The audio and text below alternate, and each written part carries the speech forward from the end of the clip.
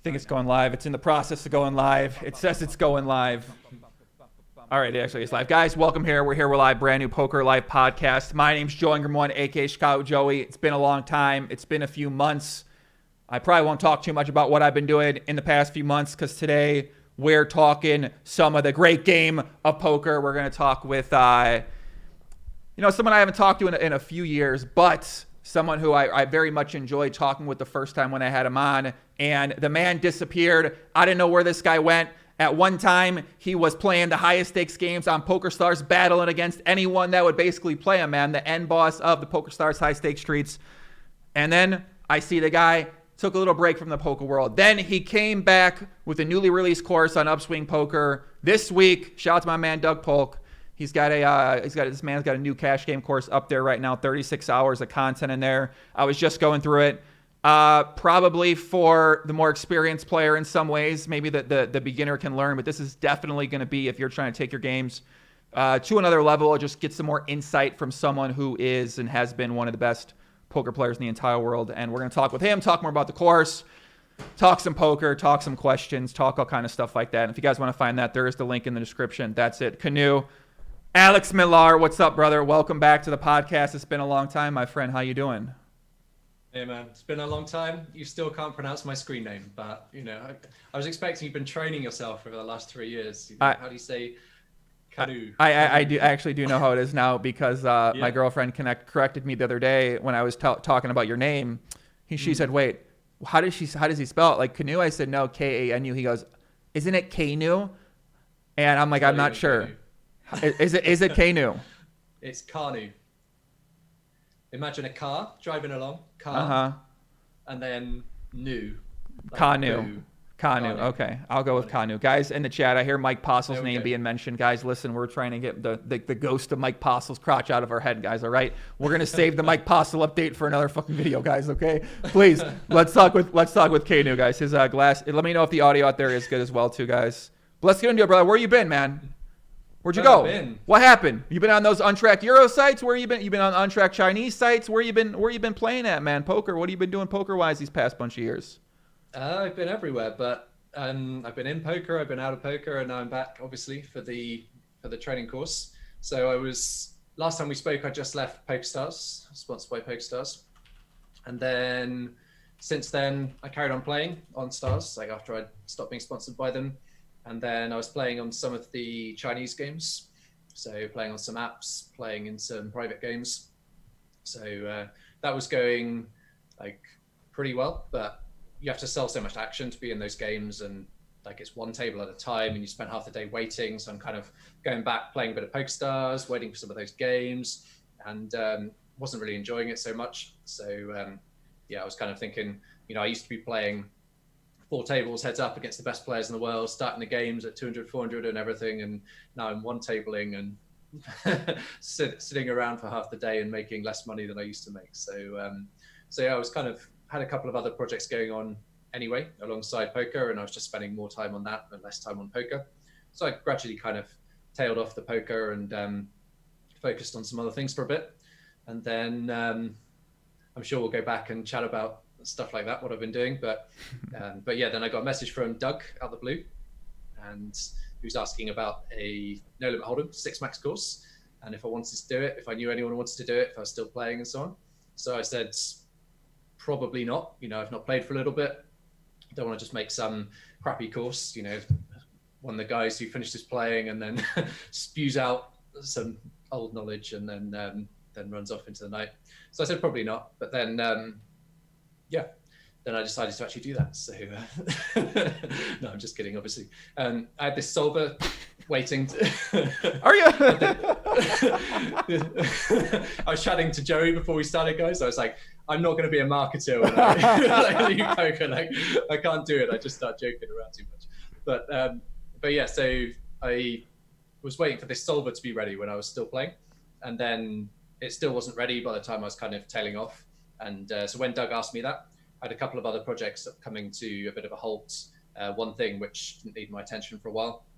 So I thought I'd check back in with the solver, see how it was doing. And the solver was kind of ready to use. And I was like, I guess I could kind of do the work that would have been doing over the last year or so if I'd been playing full time. And then just, because I didn't want to go back to playing full time still, but I could just sort of get to that level where I would have been if I was still playing up to 200, 400 on stars and so on.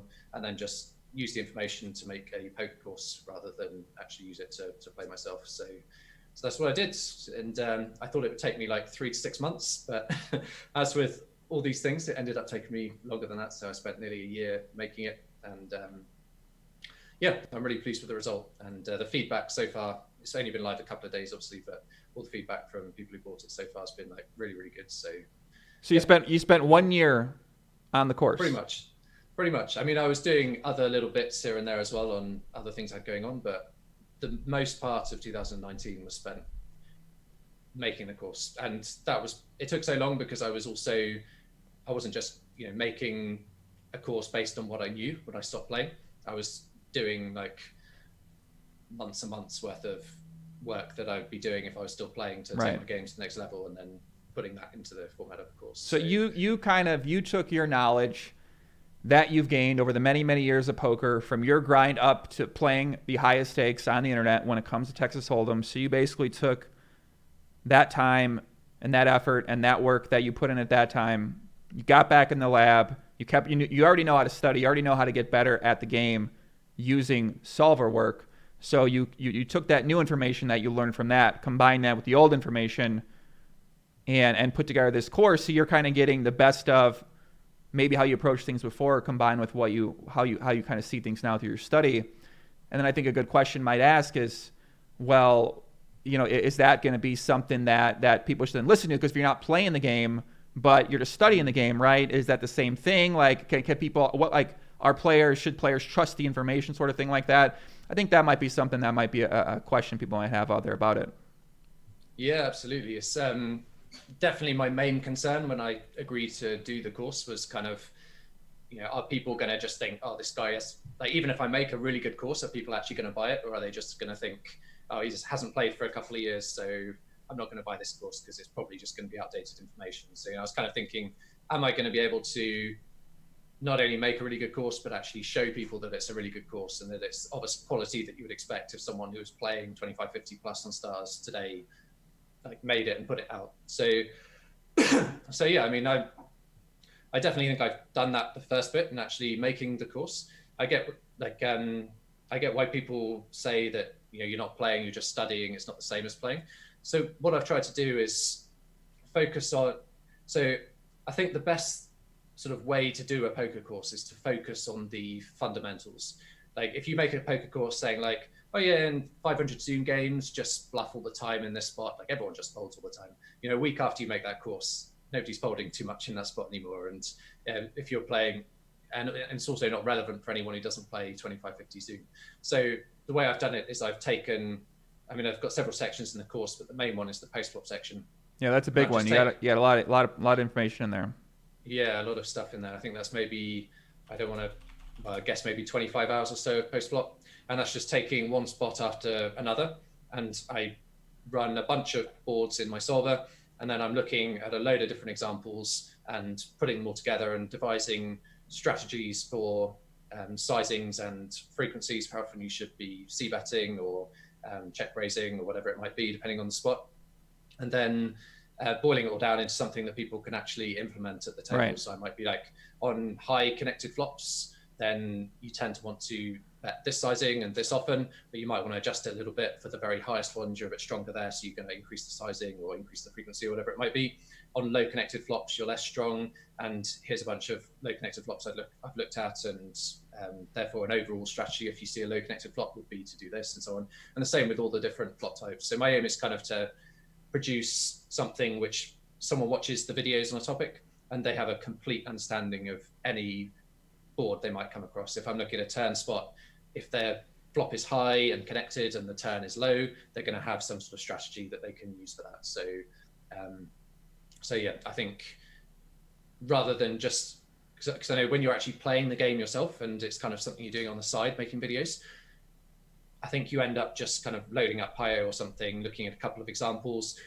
I think maybe even not looking at them beforehand, you kind of just load it up and you're like, oh yeah, so, and then you want to bet aces here 60% of the time, and right. was it kings 40% and so on. Whereas I've like when I've been making them, I've looked at a ton of situations and I've been like, okay, these are the two flops I think I should look at because they convey the information the most. And I'll kind of set the video up so it's first of all the overall strategies and like sizings and frequencies, and then some hand selection examples. And in those examples, I'll go over sort of in more detail with very strong hands. You never want to check back on this flop type, but on this flop type, you definitely want to be checking back some very strong hands. In this situation, you want to be betting someone with your total trash, whereas here you want to just always check your total trash. So I guess one thing that I was reading that I found potentially relevant is that some of the most important learning you do in learning how to do this type of work is actually getting to understanding the proper inputs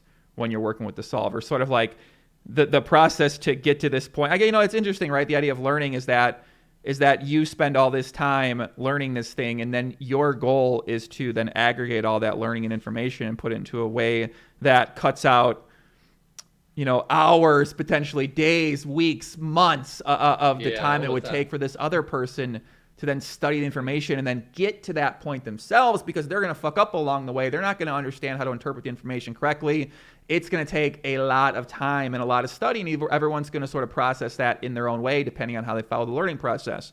So what you're doing here is you're just saying, okay, well, I'm going to do all the work for you, and then I'm going to come to this good conclusion. But I would wonder how much people potentially can miss. Well, I guess the debate is like, if you're never going to do that, if you're never going to get to the point to find any sort of high-level answer, then you might as well do this, versus saying, well, in a perfect world, yeah, you do all the work yourself, but people, that's why they pay for courses like this, because they don't want to do that shit. The person that wants to do that is going to do that themselves anyway. And when they buy this course, like they're buying it for a reason. This is why you buy the course, is so you don't have to spend the months or hours or whatever it is putting in that work, even though it might be beneficial for you to be able to do that. So I'd agree with pretty much all of that, but I think with so another thing I've really tried to focus on in the course is the understanding of what's going on, because I think all too often people sort of say, so the solver says do this, so just do this. So what I've tried to do is, in the first section of the course, which is the fundamentals, it's not like basic fundamentals, I don't think, that you would see. No, it's not. It's not basic fundamentals. No, you're correct. It is not basic fundamentals. Correct. Yeah. So it's really just a bit of a different way of looking at the game of poker, and sort of why you bet smaller or bigger sizes in certain spots than you do in others, and why you bet more or less often than in some spots than you do in others. And it looks at how ranges match up versus each other, and the incentives of marginal hands to bet or not bet, and so on. And I've got several sort of things there that you're going to be thinking about throughout the rest of the course. And then as I go through the rest of the course, I'm constantly trying to, in every video, I'm saying, this is the reason why this is the way I'm not trying to just get people to memorize stuff. So there will be some stuff, obviously, that you have to eventually memorize. But when you understand why it is the way that it is, then I think it's a lot easier to remember things. If you're trying to remember how often do I donk the turn on low boards, and how often do I bet the turn, like probe the turn on low boards, and so on, and different positional matchups and so on. There's so many things that you've got to remember. I think you need some sort of way of grounding it all if you're going to be remembering sort of any sort of vaguely complex strategies. So although I definitely agree that when you're doing the work yourself, you're learning things all the time, and that process of learning helps you to understand and to remember things. Like if you've struggled with something for 6 hours and then you work it out, you're going to remember that thing. Whereas if someone just tells you in a video, then you might not remember that thing, because they've also told you a bunch of other stuff in the video. So what I try and do is really get the understanding there in the videos so that people remember more of it. And if you want to be really, really good at poker, the best thing you can do is combine the two, I think. I mean, there are people who are better than me at poker, like Linus Love doesn't need to watch my videos to be really good. You did put the bonus add on. He should watch that, actually. He should watch that, because he's got some exploits. I'm watching that course. I'm gonna go fucking destroy my guy Linus for sure, man. I'm taking the kid down now. I got the secrets, baby. We gotta talk about that. We'll kind of get to that, but kind of continue out the point. You're making a really good point here.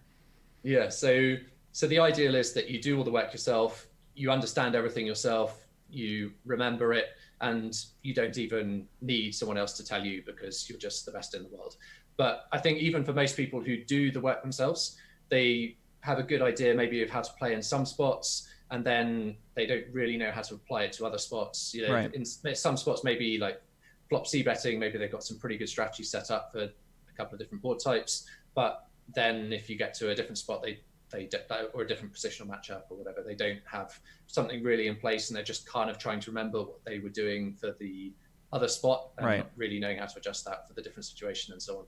So I think that's probably the state most people in who have used solvers quite a bit, is that they've looked at individual examples and they've kind of got some idea of what's going on, but they don't really have like a complete set of strategies for different spots of like whatever the situation, like whatever the board is, I'm going to know what to do. So I think for most people who've done a bunch of solver work, this course will be something that helps them to understand what they're seeing in the solvers and therefore apply it to different situations. And then also I'm just giving like ready to use sets of strategies for different board types in all sorts of different scenarios, so they can fill in a lot of gaps, I think, that they don't know.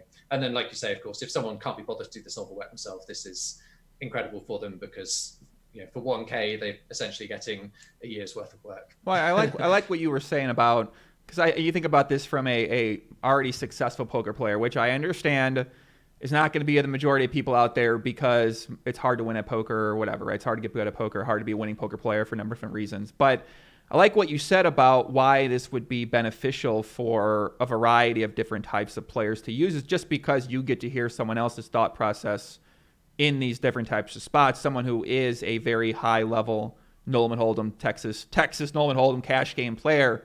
So whether you have something figured out really, really well in one spot, like you said, maybe you're theorizing kind of based off this other incomplete information, but then getting to hear from someone like yourself in these different spots is going to help you better understand why you're doing what you're doing, and hopefully make better decisions. And then, I always find these sort of courses, right? It's there's value in every single thing that you do. If you're a professional poker player, and your goal is to get better overall as a player and to also maximize the amount of money you're winning, I feel like you can find value from any piece of poker content if you really try hard enough to.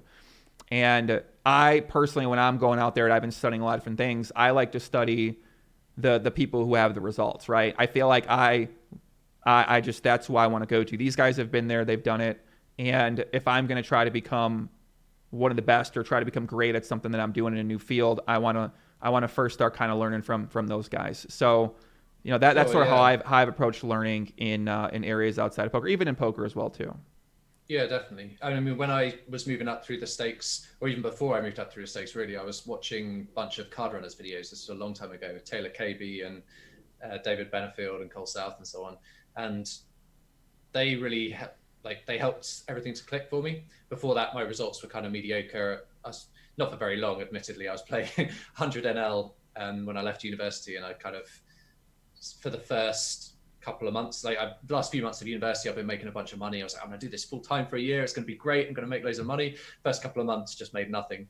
And then, so I started watching all these videos, and I'm not trying to say that everyone who watches my videos is going to start shooting up through the stakes, obviously, but for me, that worked really well. I went from 100 NL to 2K NL or 5K NL in about 9 months or so. And so for me, that was a crucial part of my learning in the early stages. And then after that, I didn't really, so once I was at the very top level, I didn't really watch a lot of other poker content, like other people's courses. I was kind of always working on things myself. Mm-hmm. And I would definitely say, so someone who was getting my course, what I'd want them to do is go through my course, go through all the different sections, and get in place like their really solid strategies. And I go through a bit of exploitative stuff as well, but sort of mostly in the form of, if someone hasn't studied this spot, then these are some mistakes they're likely to make, because here they're supposed to call with some unintuitive hands, like hands that look like an auto fold, but actually they're supposed to call here, or in this spot they need to be folding some hands that look like they should be calling. So if someone has not studied the spot, they're going to fold too much here and call too much here, and so on. So rather than sort of say, in the 500 Zoom games, do this. So I'm trying to give, like, if someone hasn't studied this spot, this is how you can exploit them. But yeah, so what I'd encourage some people to do is kind of go through all these spots and learn the strategies and the potential exploits. And then when they finish the course, take the process of learning and the methods that I've talked about and go look at other spots and go back to spots that I've looked at and look at how to improve, look at how people are playing in their games. And like, I very much advise people to look at the standard players in their games, how they're playing, because exploitative play is such a huge part of poker. You can't just try and play GTO and expect to have one of the biggest win rates out there. One of the things that really struck me, I was surprised actually how well he was doing it. Like when I started looking into Linus and how he was playing, I was kind of expecting him to almost be a kind of GTO bot with like a little exploit here or there maybe. And yeah, I was like really surprised how he clearly has this GTO framework and he's playing with him, but I was surprised how well he was exploiting the games basically. Very interesting stuff. I mean, part of it. This is like, I forgot how much I love talking and thinking about like higher level sort of poker strategy, not even the specific strategy itself, but even the process for how we obtain that information, right? So now we're learning, it's just such a different way of learning poker right now. And I got to tell you guys, right, if you can understand how to come to the conclusions and how to play these situations, and you can really understand this strategy, you're gonna be able to win at Texas Hold'em for the rest of your fucking life, man. You'll always have a live game that you'll be able to make some money in, because when you go play these live games, guys, even the regulars, right? Like the study and work that they've done to get to the point that they're at is nothing like what it takes to become that successful, consistent online winning player. And doing your work with this type of stuff, studying this type of stuff, just gives you such a massive edge over these recreational players, even though you already have the edges over the recreational players in theory. But the better you get, the better you are to understanding these things, man. It just makes you that more of a motherfucking powerhouse to dominate these motherfuckers that don't know what they're doing, that are saying, hey, please take my money at the game of poker, guys. I need to make people understand that. I'm sorry, I have to make them understand that, because like, these are just so important to be able to just say, okay, it's like a shortcut in a way. I feel like if you can put a lot of study in for the best material you can find, and as the best material improves, that makes your game that much stronger against people who have no basis for what they're basing their decisions off of. Yeah. And we will start talking about other stuff, and where that I'm feel like I'm really trying to sell this course. No, listen. Someone in the comments said that. Listen, here's how it works, guys. Okay. Yeah. Doug Polk, right? You guys might know he's a friend of mine, right? He started a company called Upswing Poker a bunch of years ago, right? I've always tried to be a big supporter of not only my friend, but someone who puts out great products. I got multiple friends involved with Upswing Poker, multiple people there that work for the company. I think they do some great fucking work, right? So when a new course comes out, even though I haven't done a lot of videos in a while, I talk with Doug. I want to support the course. I also want to support Kanu, right? That's the best effort yet. Kanu. I want to support the Kanu cause as well, too. And listen, man, you got to get your products out there. So I know that I can help out my friend. I know that I can potentially help people find access to a great program. Also, it's good for myself because, affiliate Poppy needs gets to come back out once in a while. And he is the worst businessman of all time. All right, so calm the fuck down and let's talk a little bit about the course and about what Kanu's been up to, man. So Kanu, what the hell you been, man? So you were, why'd you quit, right? So now you're back in the lab. You're back studying. You're getting better than ever at understanding things. You don't want to play? What's going on? A bit, actually. Yeah, if I wasn't releasing all of the stuff that I just learned to hundreds and hundreds of people, then maybe I would. But because I'm not planning to play after it, I'm like often in the course of saying things that you really don't say if you're going to keep playing poker. Like in the Play and Explains, I'm like, there's one spot where I make this really light hero call, and I'm sort of talking through the reasons why I think that people are going to be making mistakes in a spot like that and bluffing too much. And as I was saying, I was just kind of thinking, like, I can definitely not play again. And if I'm sort of at the tables, like wondering if my opponents have watched that video or not, and can I hero call this spot, or are they leveling me or whatever, it's just going to be a nightmare. So no, I don't think so. And I really didn't expect to make this course, to be honest. Like when Doug first messaged me, I thought I was totally done with poker. I was enjoying other things, and then it all worked out that. What happened? He made the offer. He made the Godfather Doug Polk offer. What happened? well, yeah. I think I said something like, almost certainly not 5% or something. 5% that'll do it, but I'll give it some thought. And then, yeah, like I said, with a couple of other projects, having a bit of time, I thought, all right, I will look into it. And then the solver, and I was like, all right. And then I started looking at some of the other content that was out there on Calm down. Don't think. I'm not You gonna. were I'm not looking gonna at be... you were looking at some of the other content, and what did you see, Alex? Pot Limit Omaha content is fantastic. What did you see, my friend? Please be careful. But what did you see? You know what I mean? You saw things that you felt like you could create a better product out there, and the offer may or may not have been better than 5%. You know, let's call it what it is. And ultimately, you decide, you know what? Why not? Fuck it. Yeah, well, like I said, I looked at some other stuff, and I looked at the solver and what I could get from it, and I thought, you know, I think I can actually make something that's going to be quite a bit better than, or at least, I don't like to criticize other courses or whatever. It's different people like different styles or whatever. But yeah, I thought I could create something that hasn't been done before, and that people who buy it will get like a ton of value. I wouldn't have made it if I thought people are going to be buying this and not going to be really, really happy with it. You know, I've had like a 10-year poker career, reputation pretty good, I like to think. Nobody hates me as far as I know, unless I've maybe made too much money off them. And bang, there's bang. nowhere to be.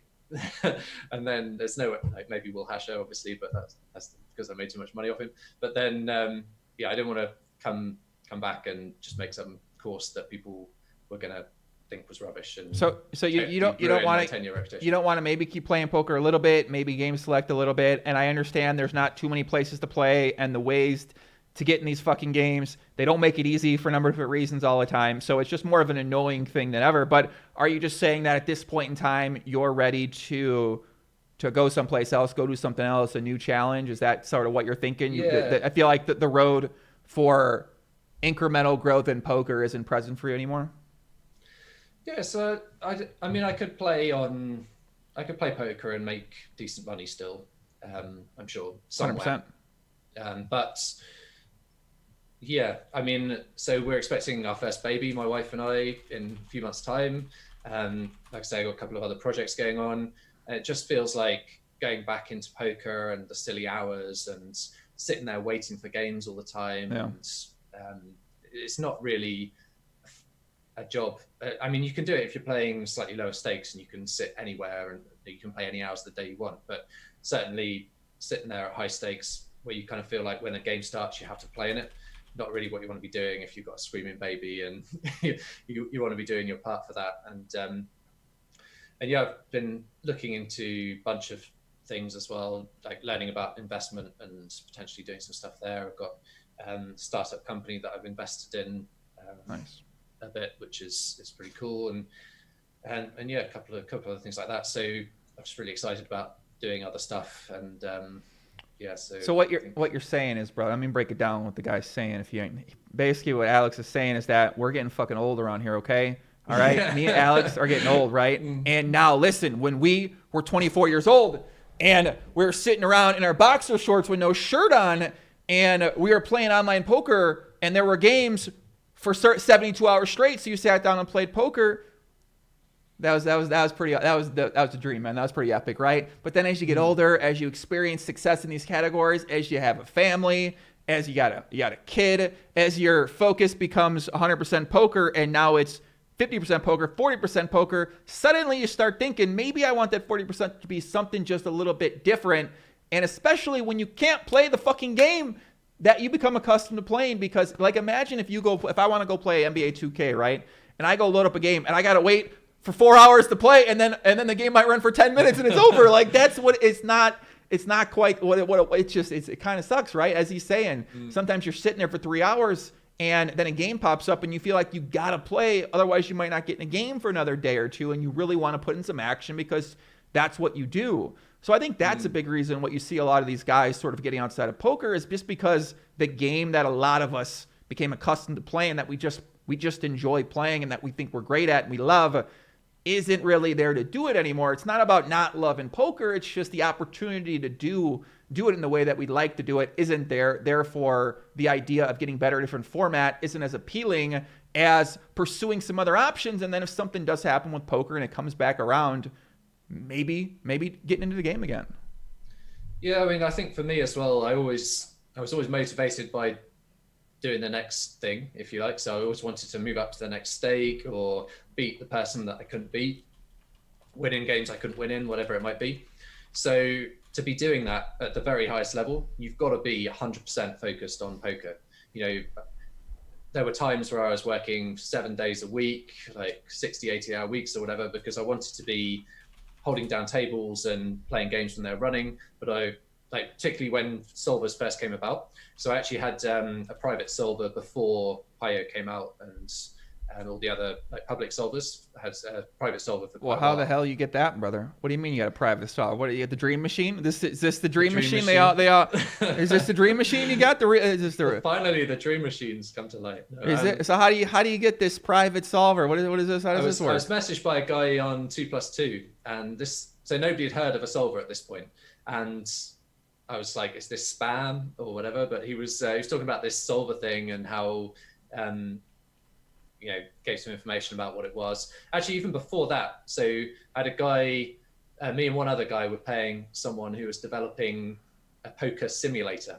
And so remember, this is before any solvers have come along or anything. So it's really basic. And the idea was essentially you set all the other, like set everyone's strategies on the table. So you have a six max table. Each player has a very basic strategy, which you kind of just rule based basically.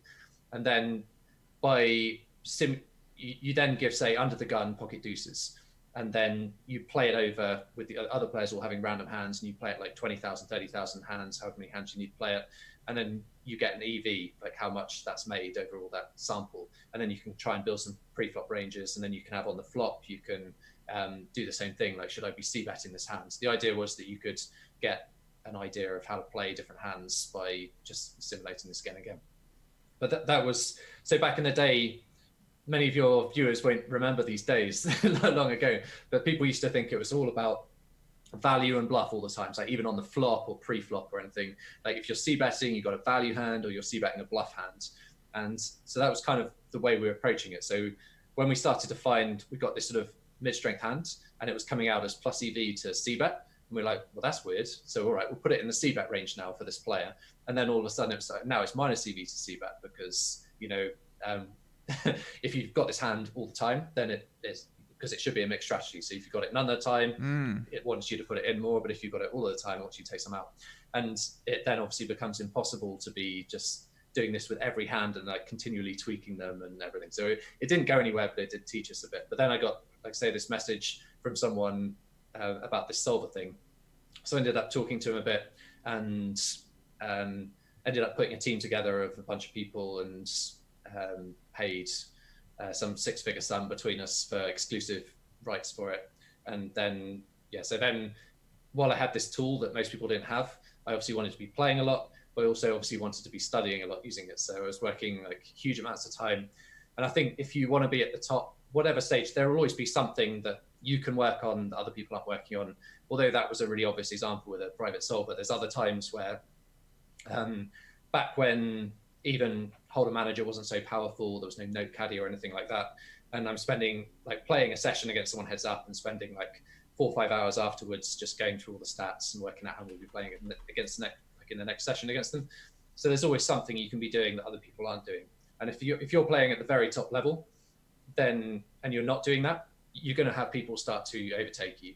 So I didn't want to continue playing poker just to sort of gradually start to slide down as the people who are working harder than me are doing more. I don't think I'd be very happy in life if I'm constantly having to be like, well, I want to be putting all my effort into poker, but I got this baby and I got these other things. I got to be, so it's just not very appealing to me, I think, to be the person who's kind of hanging on, gradually having the win rate drop and gradually dropping down stakes as other people work harder and harder. So I think that's the reason I don't want to go back into it. So we're not saying, right, the whole poker is dead or poker's not dead sort of thing like that. Like, listen, guys, poker is definitely not dead. You can still make a living playing poker at many different formats, online, offline, like that. That's not sort of what it comes down to. It's just that for some people, you don't necessarily want to go down. You want to keep going up. You want to keep getting better at something that you take as serious as your job or whatever it is. And And in poker, we have that option, right? If you don't want to go down, you do something else. I mean, like you learn a lot. And once you start learning, once you start learning about like the investing world and you learn about how these other things work, you start to realize there's a lot of opportunity out there. And it's not quite the same as poker, because poker is this like worldwide competitive game where people from all around the world are all putting in some form of moderate to amazing effort in their pursuit of becoming one of the best poker players in the entire world. And then through that, now a community is formed where online, offline, and the poker community, I think it is a lot of fun, right? I mean, there's some things that aren't good, but there's a lot of things that are really, really cool, and a lot of really, really cool people. So while I always think maybe, the investing world maybe there's a community investing world I don't know about. Maybe there's like the Join Room one and the Doug Polk of the investment world. I'm sure that like they know about it more. They're just clued in, and we're like the fish of the world. But I think that what community of what poker has, and just like the competition aspect and the challenge aspect of it, and how good you can get theoretically, but also mentally as well too. I think just poker is just really unique and really, really beautiful game to keep playing. So, if you're out there and you're wondering like, should I keep playing or should I do it, man? Like the opportunity's out there. It's just a matter if you want to put in the time and effort and sacrifice in order to get to that point where you are a consistent winning player. Yeah, definitely. I mean, it's not the case that anybody can become a winning player, because you do have to have certain skill sets and mindsets that are difficult to learn. Like, it's not impossible necessarily, but difficult.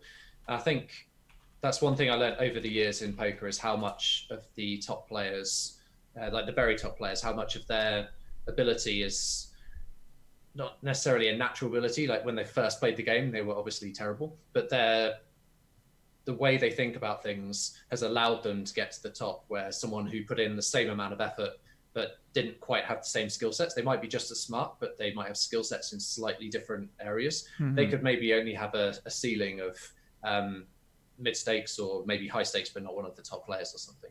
So yeah, it's a mixture of hard work and then ability and everything else, I think. But yeah, definitely poker's not dead. And I mean, some of the comments you get on the YouTube videos I put out as promos for the course, poker's definitely not dead yet.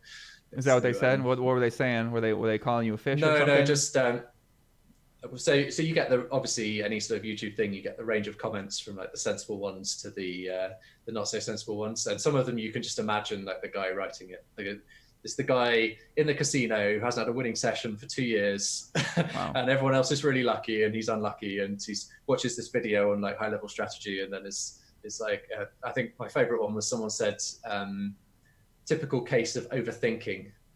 I was like, not a problem you've ever suffered from, but not you, Joey. Not you, Joey. These English people.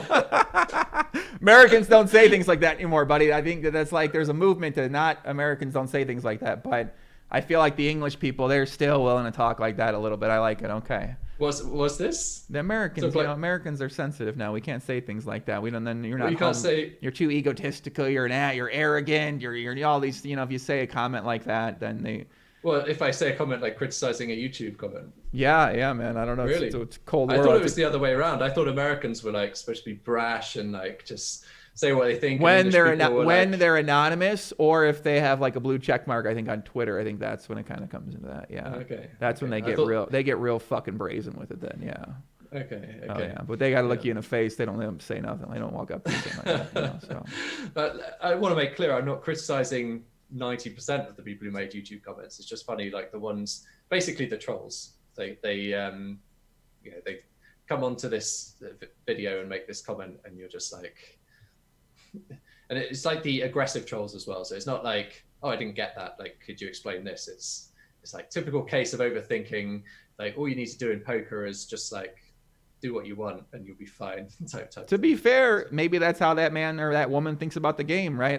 When they play poker, well, their goal is that's why they haven't had a winning session in 2 years. Well, most likely their strategies is going to be on the more, I'm not going to be making money at the game. Maybe they're going to have some fun. Maybe they're going to have a few drinks. They're going to kick back a few shots and maybe drive home and have a bad beat story to tell their wife or their girlfriend or the boyfriend or whoever. But most likely, we're not going to be looking at that player as one of the great minds of the poker world at any point in time. Probably not. That's all I'm saying. But I'm sorry for insulting this YouTube commenter. Oh, I So think I think it's upset you, Joey. I think no. I think they're gonna. I think Was they're it gonna you? Be, no. I Did think you make I that think they're comment? gonna be fine. No, I'm just saying that with just the words that you can say when you regard to things like that. So Okay. I've been thinking about these comments a lot, man. No, people keep mentioning he's a god. They say, could this guy beat Mike Postle? Let me ask you guys a fucking question, all right? Now, if you heard Mike Postle talk on his interview with Mike Matusow, and you heard Alex talk so far here about the game of poker, right? So we have one guy who says he's the best player of all time, or one of the best players in the world, and we have another player who says he's one of the best players in the world. One guy's got the results to back it up, okay? And we're going to listen to the thought processes of the players. And you guys just tell me. You guys tell me what you think, right? I don't know. Is he a god? Is he not a god? I don't know. Who would win? I don't really know. But I'd love to see that heads-up match happen in a cage. Depends if he's allowed his special hat, right? What's that? Well, he's got to have his crotch there. Yeah, you got to look at the crotch. Yeah. It is. I mean, the guy's the best field player. What if he's just the best field player of all time? This is what I've been trying to ask myself. What if this guy is legitimately one of the best field, and he has to look at his crotch, though, to get the feeling. But the other times, he doesn't look at the crotch to get the feeling. But what if this guy has some sort of ability to combine poker theory with outfit reads, with body language reads, with small sample size reads? What if this guy is just the greatest of all time at doing this feel? He looks at it, he's like, bet, all in. Right? Like, I'm trying. Could it be? Could it be, Alex? What do you think? Could it be? Probably, I would say. Sounds legit. I just keep coming to that answer, right? The guy, Yeah. what are you doing? I don't know. Whatever, man. Listen, okay, I'd love to see the match. It's probably not going to happen.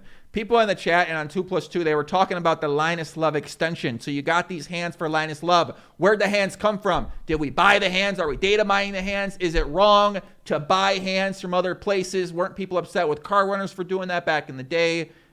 What are your thoughts on that, Alex? Where do these hands come from, brother? Spot on. That's an interesting one. So Upswing gave me the sample, and so the process of that one was they suggested it because all the Upswing courses, they usually have like Educa did it with the Baron, had a sample of hands. It's like an extra value to get people to buy the course straight away for the sure. course to get out there. People start talking about it and stuff like that. Yeah. Yeah, exactly. So they said we'll do the same like they did with Educa, give him some hands, give me some hands, whatever it was. And I said basically that, it's not something I did while I was playing. I never played with mind hands in the like on my HUD or anything. So although a lot of players played against me with mind hands in their HUDs, but yeah. So yeah, I said I don't know, is that cool these days? Like, so people care about that, and I think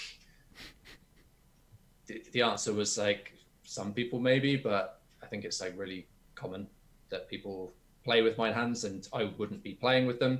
I'm not even like mining them. I'm just getting a sample to analyze and so on. So yeah, I kind of thought about it, and then yeah, I've had this tendency throughout my poker career to go on the side of like not doing something if it's somewhat questionable. Mm-hmm. So I remember having this one time there was someone approached me about some timing tell software. They were like, I'm thinking about developing this timing tell software. So basically it's going to track how long people take to make their decisions. And then, fuck, yeah, man. Yes. Fuck. And then, if they're taking longer to when they value bet than when they bluff, whatever, it'll tell you that. And so I actually said, no, I'm not interested in that. That sounds basically like cheating. That's like having that sort of information doesn't seem fair. So a couple of years later, I don't think it was the same people, but I saw this program Time Mojo, and it was on the PokerStars allowed list, and it cost like $20, and it basically did that. And I was like, all right, so maybe I was a little bit overly sensitive on that one. And then I had like, bro, can you imagine at a live poker table, you make a bet, and you pull out your phone, and you're like, you just hit the watch, right? You're like, go in. I call. Every hand, you're like, okay, value hand, right? You're going through. Yeah, I love it. Oh my god, it might be, but like, what are you doing, dude? Just make a note after. Yeah, every time it goes, you're just making all these mental notes of the fucking guys playing with the stopwatch at the table, man. Joseph, a funny guy, man. But yeah, okay. So the Time Mojo. So you saw that, and that Mojo. opportunity came, and Yeah, that became and then a fairly wide product. Yeah. I remember as well playing a well-known top reg Heads Up, and I think he won like 100K for me in a session. And after the session, I started looking into his stats, like, what the hell is this guy beating me so much? And I was like, he seems to be bluffing too much here. He seems to be like folding a bunch here. And then I was like, hang on a second. So I like, looked over my hands for like the last few months, and I was like, he's bluffing all the time when I'm folding a lot, and he's started doing this and this. And I was like, he's brought mine hands on me because I hadn't played him for a long time. So I was like, and it didn't actually bother me. I was just like, he's brought mine hands on me. So I know that a large percentage of mid to high stakes regs bought mind hands, but I just kind of didn't think this player would do that. He was kind of old school, and I probably wouldn't have mind hands. So yeah, I was like, so I studied my game over the last few months, and like in every spot where I'd been folding too much, I was like, I'm just going to call any bluff catcher there. Any spot where I'd been like bluffing a load, I'm never bluffing in that spot, and then made a bunch of the money back over the next like a couple of sessions, like doing basically the opposite of what I had been doing before. But yeah, the point was, I think that's like out of a movie. It's like a movie. You can't write a movie script better than that, right? You're like, this guy was owning me so hard, beating the shit out of me for 2 days, and then I looked through and I spotted it. That's how he's doing it. I went into the lab, changed up my strategy, came back out there, and we dominated him, and we made it all back, and we sent him to the port. You know, it's like that. Except not all of it. Right. Yeah. It's like Mike McD when he went to play Teddy KGB, and he lied. He's like, how did I do it? Oh, he's got the Oreo. Oh, my God. He goes back. He studies. And then, boom. I mean, he kind of comes back. You know, it's like very glorious, a glorious ending to that story. Yeah. Yeah, except I didn't make it all back. But I spoke to him a while afterwards, and yeah, I was like, just chatting about it, like using the mind hands in the match against me. I wasn't annoyed or anything, but he was saying, yeah, though I found like a load of leaks, I thought, but then it turned out they were all like not real leaks. And I was like, yeah, that's because I switched them all around. He was like, fuck, owned. but yeah, he did win money off me overall, so it wasn't that owned. But yeah, so and I knew that most high stakes regs and mid stakes regs, whatever, were actually playing using hand histories with me. So in the Linus situation, I was like, I think I'm probably just being like overly sensitive again about not wanting to do this, because I'm not even going to be playing against him, and I'm not even probably breaking TNCs. I don't know, because like I'm not actually mining any hands. I'm not. We don't break TOS around here, brother. Yeah, we're not. This is not a TOS breaking show. We support TOS. Yeah. So and I was like, yeah, people have done it on previous upswing courses, and it seems to be like no big deal. So I went, and I also thought because I expected Linus to kind of be this GTO bot. So I was like, well, I'm just going to basically be explaining how to play really well, but through the lens of like how Linus is playing, and hopefully it will show. Like, hopefully he'll be playing similarly to my course. That was a bit of a worry. I was like, if he's just found some much better way to play, and then I'm showing, oh, Linus plays totally different from what I'm teaching my course, that wouldn't be ideal. But fortunately, that didn't happen, and it was like he'd clearly been working on some of the same things that I was teaching in the course, which is pretty good. But then, yeah, when I was looking through, and I was like, starting to find a load of exploitative stuff, and I was like, oh God, this is like, now I'm feeling a little bit bad about putting this out there in the course. But yeah, by that point, it's like a week or two till launch, and you know, do I make a shitty course and not include the info, or do I put the info in and just go with it? So I'm trying to think about this from Linus's perspective, Alex, because if I'm Linus Love, I'm gonna be honest with you, man. If I'm Linus Love, you're not gonna be some motherfucker who's one of the best players puts out a course that says, hey, here's how you beat me. I'm gonna be a little upset about that, man. I'm gonna be honest. I got my hands right. You get me if it's in line. Like, you know, so I can understand why some players out there in the community would say, hey, maybe we don't, you know what I mean? Like, is this what we're doing? You know what I mean? Yeah, I don't disagree to an extent, but I do. I mean, people, when you're at the top, people are always putting out content about you. Like, people put content out about me when I was at the top. I don't know if people use mind hands to put out content or whatever, but I think it's one of those things when you're at the top, people are going to be putting out stuff about you. And I also, like, I'm not sure how much he'll actually mind. I think it's one of those where when you're thinking about it, someone else, when I think about how well I felt about these things, then I was never actually bothered. And I think you'd have to ask Linus. I think it would be a similar sort of thing because he can adjust his game. It's not actually about beating Linus, although I'm showing how Linus is exploiting the games. It's about exploiting the games. Okay. Linus can just stop doing those things. It's not like Linus is unable to change his game. And I'm showing this is how you exploit the high stakes games. He's Linus is doing washed it up. and it's He working. can't. He's never. This is his last style of game he's gonna play.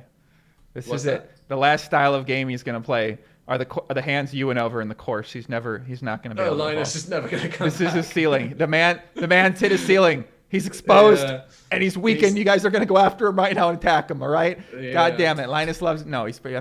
I'm pretty sure Linus Love has showed himself to be a player who's able to battle at the top. But it's so sick. Like the stuff he does, he's so smart. So and I also think when you're a top player, I think you have to have a bit of an ego there to be a top player because you have to put so much work to get there and you have to do all these smart things and you can't tell anyone about them. So I think although it's maybe slightly minus CV for him, there'll definitely be a bit of people seeing some of the smart stuff he's doing will be the kind of I wouldn't choose it, but it's kind of cool that his reputation gets built basically. What if Linus Love puts out a course? Well, you're not playing much anymore. Never mind. No. What if he puts out the how to beat? The how to beat. I would have enjoyed it if someone had done that while I was playing. I'd have enjoyed it. You'd have been like, all right, let's play, right? You'd Exactly. have accepted the challenge. You'd have said, Exactly, okay, yeah. let's you know what I mean? I feel like the top players, that's what they think. Linus, okay, you think you can beat me? Exactly. Let's Exactly. come try. You know what I mean? They kind of get That's excited what I'm about the saying challenge. with the guy who had the mind hands against me in the heads up match. When I realized that I just lost 100k to this guy who'd mind hands on me, I wasn't annoyed at him. I was just like, oh, okay, that's how we're going to play it, are we?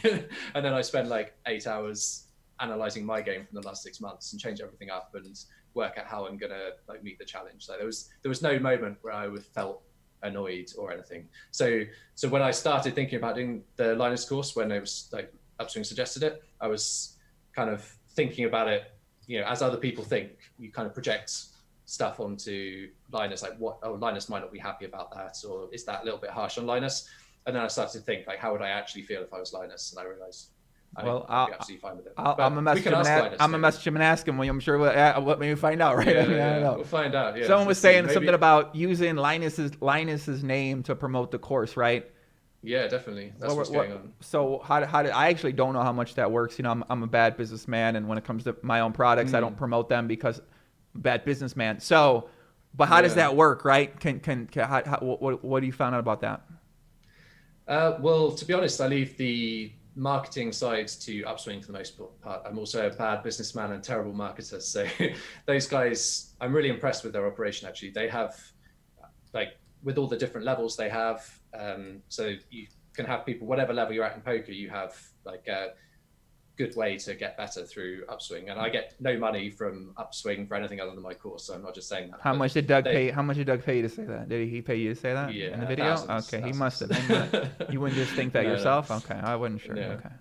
But also just speaking to the guys, sometimes when you speak to people and they're bullshitters or, you kind of thinking you don't really know what you're doing, but they have multiple people in that organization who are really good at what they're doing. Well, I'm working with Mike Brady, who's I think vice president, but he maybe not such a well-known poker player, but working really closely with him on getting the promo videos out and doing various stuff.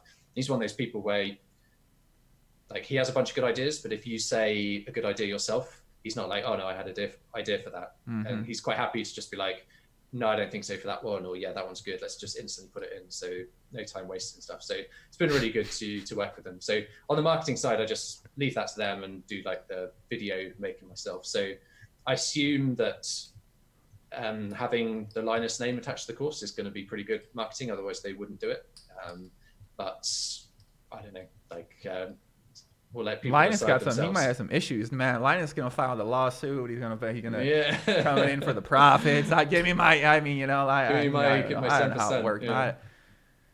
I don't know. Listen, I put up YouTube videos and the people fucking naming them, man. I ain't selling anything, any product, anything like that. But you do make money from from the ad revenue. You make about 35 cents, 75 cents. So if my man Daniel Negreanu wants a 75 cents for Dear Daniel Negreanu, it's time to fix high stakes poker. get in touch with me, brother. We'll get you your money. You know what I'm saying? I mean, yeah, this is some affiliate link. Hell yeah, man. Listen. Bro, I'm telling you right now, Alex, like, as I'm studying more business and I'm getting out there more and I'm learning about the ways people make money out there, I just realized, like, I'm the fucking worst businessman at actually making money, right? Like, building a business, great, right? Building a brand, trying to become great at things, great. Trying to make money, awful. Yeah. Since I started doing this stuff, because this whole affiliate thing, right? And this is what happens is you listen to these motherfuckers that are out there and they're like, oh my God, you can't sell any product. You're a sellout. They get they get into your mind and you're like, yeah, I shouldn't like monetize. I shouldn't like promote a great product and also like make some money for myself because that's how business works. You start thinking, well, yeah, like let's not do that because then people are going to start crying because you're trying to promote a good product, right? So it's just... Yeah, I think that's the key is that if you're promoting just anything, then... When there are some people that are like that, though. There are lots of people that are like that. And you can get thrown in the same bracket. Like, I mean, I feel like I say, I genuinely am really bad at like marketing and talking myself up and saying good things about things that I do. I much prefer to just let people judge themselves. But obviously with a course where you're having to pay money up front, you kind of have to get it out there.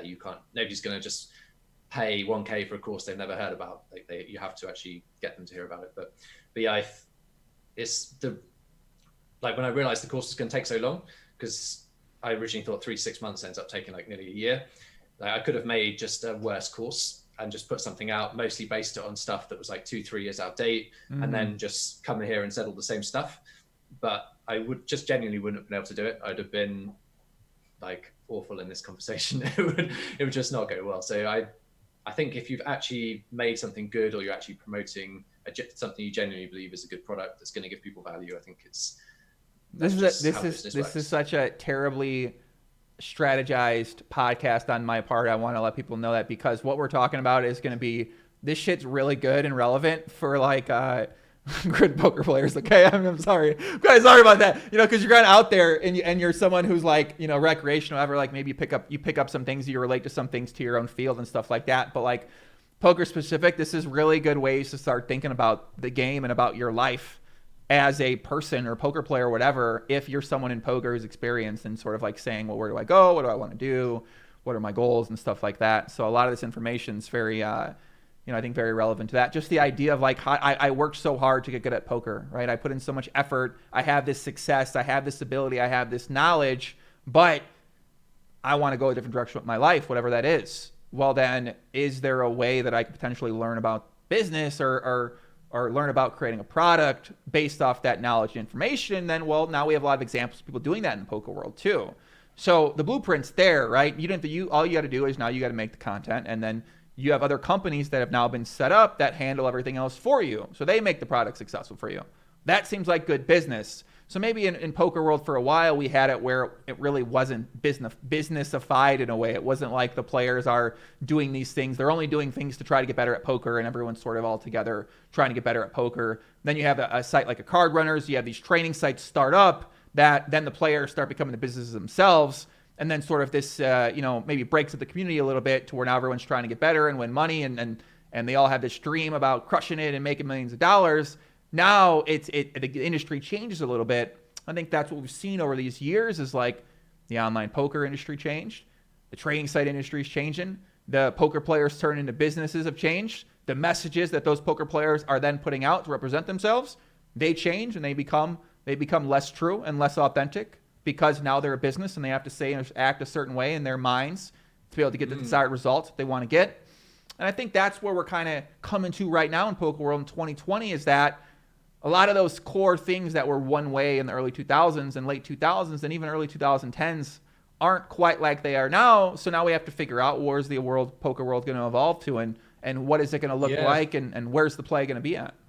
Sure. And I think, I guess that's one other reason that perhaps poker is not so much for me as it once was. Like at the highest stakes, it used to be, when I was first got up to 25, 50 and started to play some 50, 100, 100, 200, 200, 400 and so on, it was very much, there were guys sitting there willing to play, and I would sit down with someone and play some 100, 200 heads up, 4 tables. And if you've got an edge there, you're making a hell of a lot of money. So, um, sorry, I see your little private joke there, Joey, Oh, while I'm on well, the screen. I was gonna say, Glancing I across. mean, listen, you're here But, right now. You look over too. I'm just saying, yeah, yeah. Yeah, so back in the day, that was it, everything was very simple, if you like, and I'm somewhat a simple person, I think, in some ways. That I like to focus on something and just do it, get good at it, and just do that.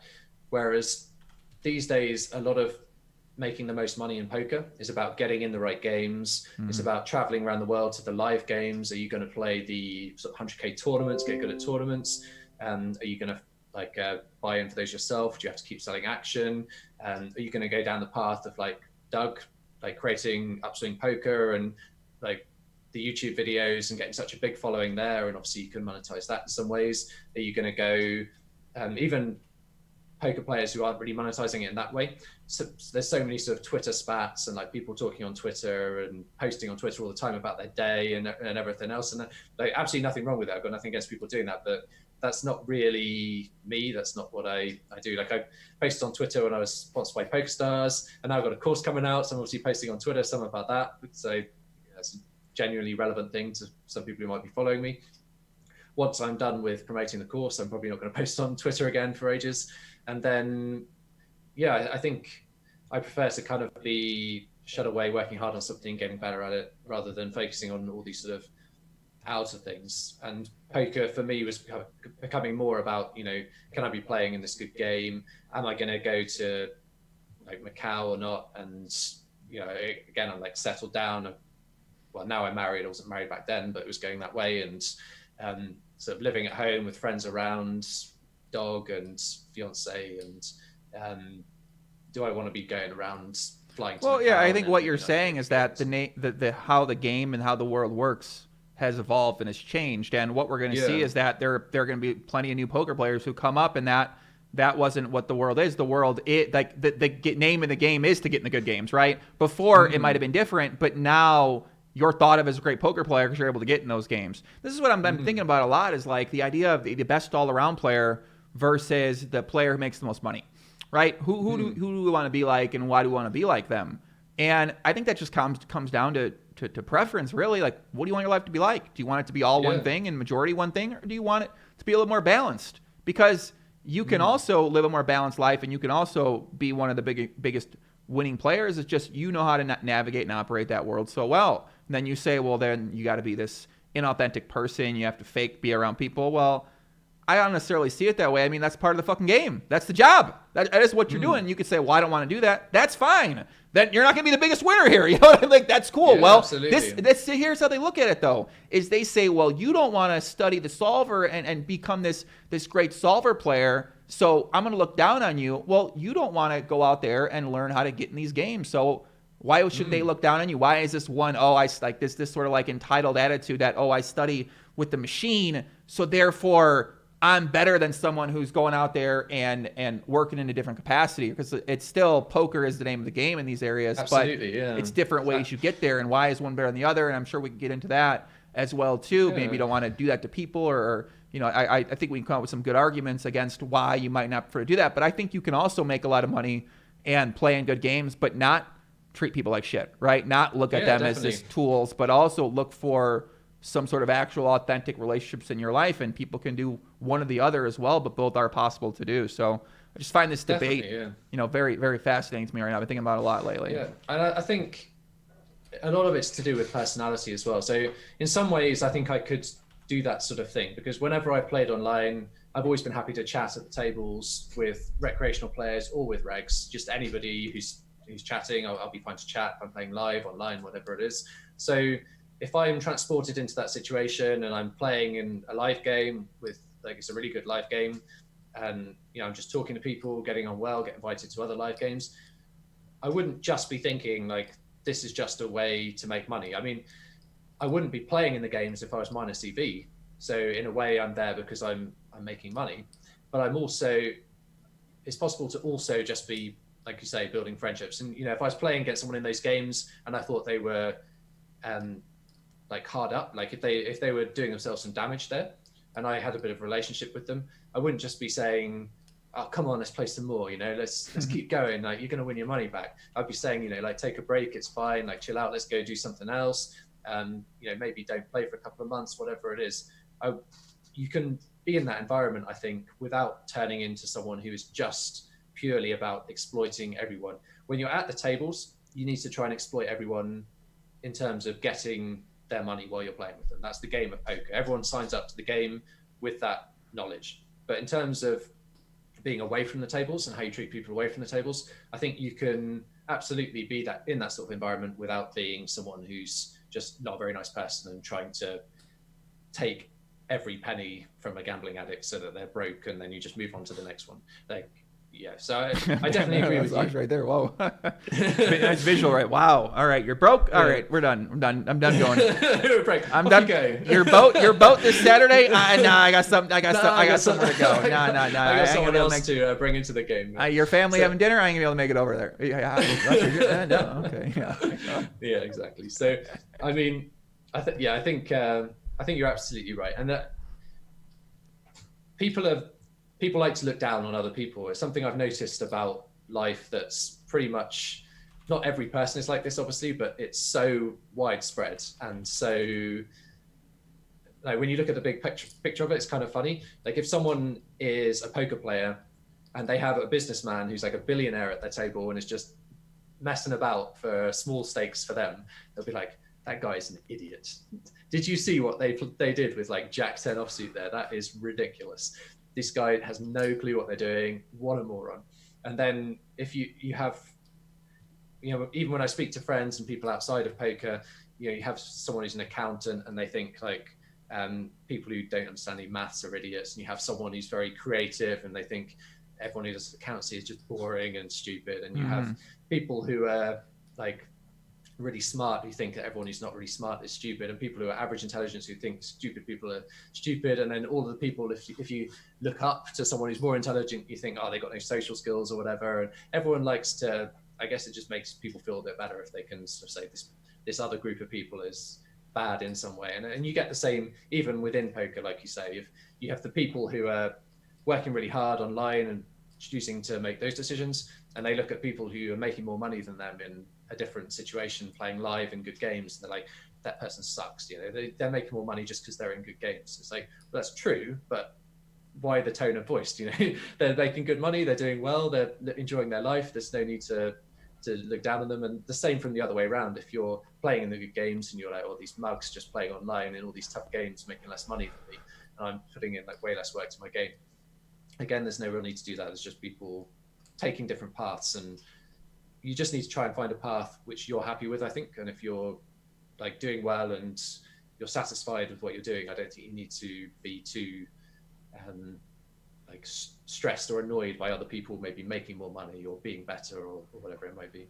I love how I've been a catalyst for like these things, right? Like sort of like championing the online player as the superior player, right? Like, I mean, and now listen, we can get into like does the typical online successful player going to have more fundamental, a deeper understanding of what they're doing and be accurate as agreed upon by the best players in the world, right?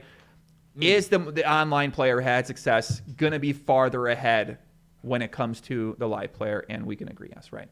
And if we take this live player and put him in an online world, of course the online guy is going to be winning because the live guy hasn't fucking studied online poker, and it's going to be a little bit differently. And we take the online guy, we put him in that live poker world, he might struggle as well too because it's just a different setting. There's different things he has to adjust for. Maybe he doesn't have the patience. Maybe he can't. Like you never know, right? It's easy to say, put me in a live game, I'll be able to do it, but maybe you just don't enjoy it. And vice versa. Maybe the live guy goes to an online game and he just doesn't enjoy the process of doing it. He doesn't want to sit at his computer.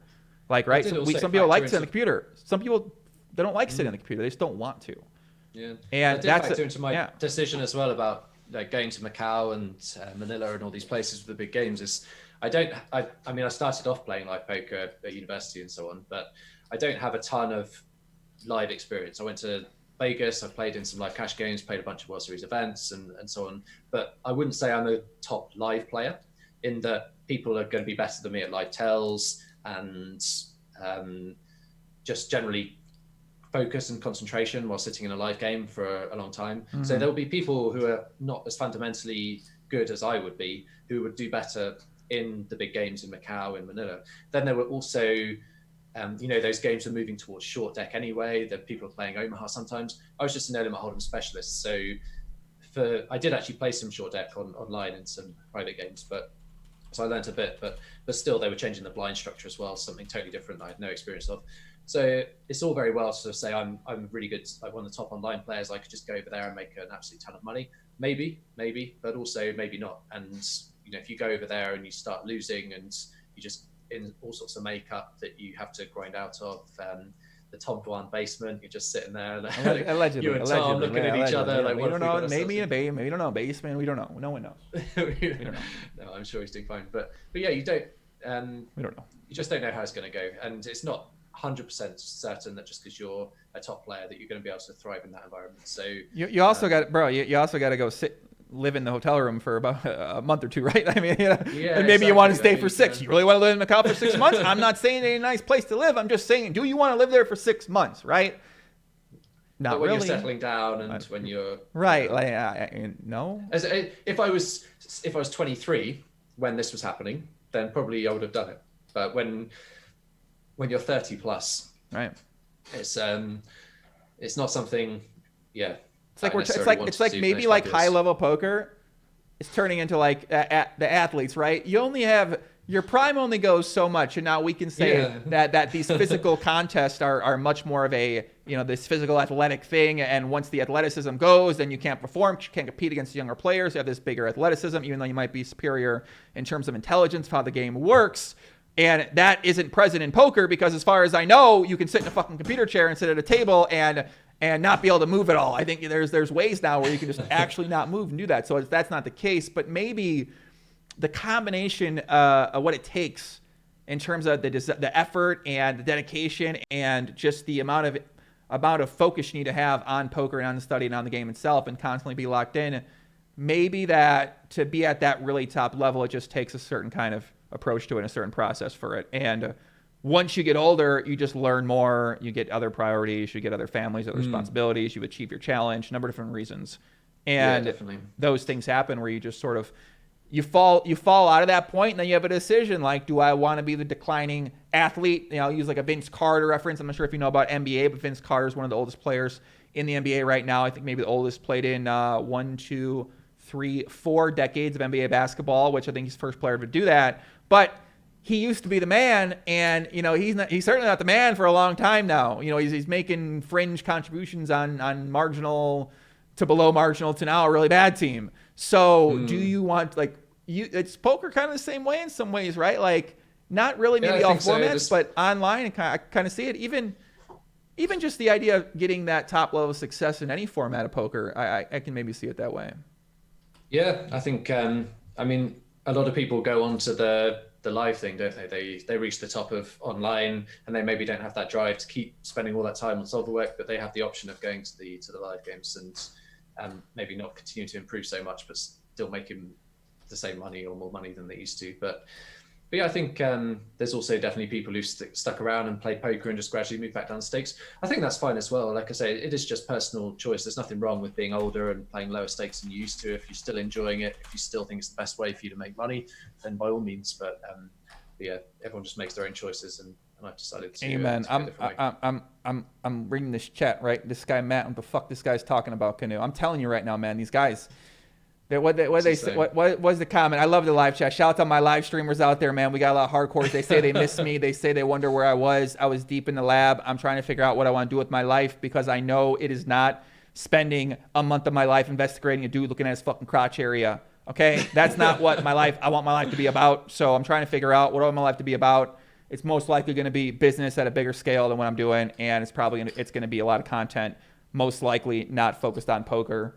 So, but I'll still be doing poker content, but it'll be more of the side thing versus my main thing. So that's where things are going to be going. But what is my guy Matt Delaney saying? Matt Delaney, we ain't had a guy like Matt Delaney since the live streams, since we did the Mike Pasta live streams. Matt Delaney, hop into the what's the Discord chat? Hop into the Discord chat, Matt. Tell us all your worries. Tell us all your problems, man. I'm trying to figure out what this guy's got to talk about.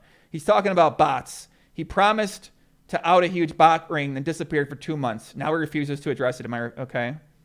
Bro, these dudes are fucking. I want to go to. Did I want to you go. do that? I don't know what bot ring. I listen. If I know about a bot ring, I'm gonna fucking tell you about a bot ring. What are you talking about, guy? Is this guy fucking trolling me right now? Am I trolling myself right now? Is this real life? What is this guy talking about? If I know about a bot ring, I'll tell you about a bot ring. Why I gotta lie about a fucking bot ring, buddy? Like, what's happening here? I spent a month looking at a guy watch his dick area. Why would I not tell you about a simple bot ring? I want to tell you about the bot ring if I know about the bot ring. I promise. Okay. I want to tell him about the bot ring. If I knew about a bot ring, I want to tell him. Kanu, you know what about a bot ring?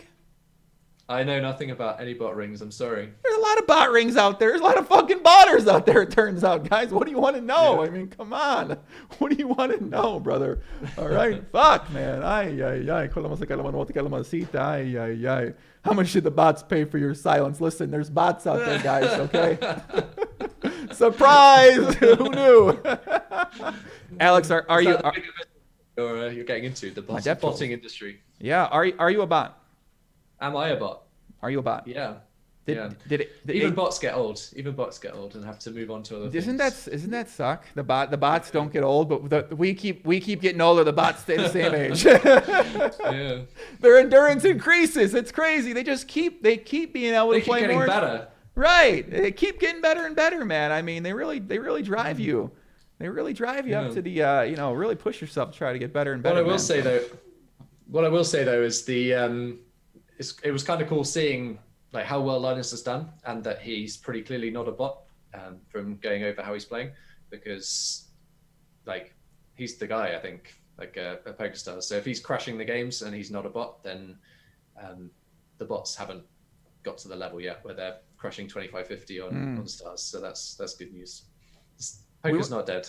We want some power rankings, brother. We need people in the chat to ask for power rankings. Do we have a power rankings list, and where does my boy Make Boy Finn rank in the power rankings list if we have a list? I don't have a list. What do you mean you don't got a list? What are you talking about? You don't have a list? I've been playing. I've been making this course. Bro, I've been obviously we understand it's a retroactive list back to the times when you played, which Back was to not the long time- ago, my friend, if you're following online Right. poker. Are we doing 6 max? Are we doing Let's do six. doing, Let's start with six. six Let's do max? 6 max. Let's do 6 max. Yeah. 6 max power rankings list from a couple of years ago? It doesn't need to be the exact rankings, right? It can be like a yeah. rough. We can Well, the Baron used to be the best. The Baron used to be the best. OTB Red Baron before, OTB and then Educa Poker released an add-on to the course, and he stopped becoming the best. And then he just fell apart. Yeah, Fuck. yeah. Who would do that? Who would do that to him? What an asshole! Jesus, But Doug Educa Polk Poker. guy. Yeah. Okay. Fucking hell. Yeah. Yes, the Baron. Katya always used to be not as good fundamentally, but somehow would just crush me and do pretty well. So I never We understood. call that how cheating Katya- where I'm from. Alex, okay? Yeah, We call that I reckon cheating. he had time mojo. He had time mojo. I've seen that. I've Call it seen my this boss. story recently. We call that cheating. Okay, Katya. Okay, he's two. Katya, Okay, yeah. Katya's And two. then, Got it. Linus was just coming up actually. I was starting a few games with Linus, but he wasn't playing too much 25-50. So he probably wasn't quite at that. He's definitely changed his game a lot over the last couple of years when I was looking at him. So he wasn't maybe quite at the top then. But then, he had MMA Sherdog was coming up. Who else used to play? Haley had quit by that time. And who did I used to play with all the time? Yeah, the Red Baron, Katya. I mean, those two were like the ones who used to play the most. True Teller was real good. I lost a bunch of money playing 200, 400, 300 with True Teller and Educa. That's actually a question. I believe it's from Clayton. It's from someone else. Did your bad results in the 3-inning games of True Teller and Educa play a role in you retiring from poker? Bang, bang. Damn. No, I'd say not really. It was like, no, pretty minor. It's probably like the 5th, 6th worst downswing or something in terms of money that I had in my career, or like maybe 3rd or something. But it wasn't a huge deal. It was like How much did you lose? I don't remember exactly. It was probably 20 buy-ins or less, and I didn't have 100% myself all the time. So it was pretty like 3-handed against 2 of the best regs at the time. It was pretty standard downswing. That didn't make you quit losing against 2 of the best players, huh? No, That didn't put you over the head, huh? Didn't put me off too much. Man, the two great players got me in a session. I'm hanging it up now. Yeah.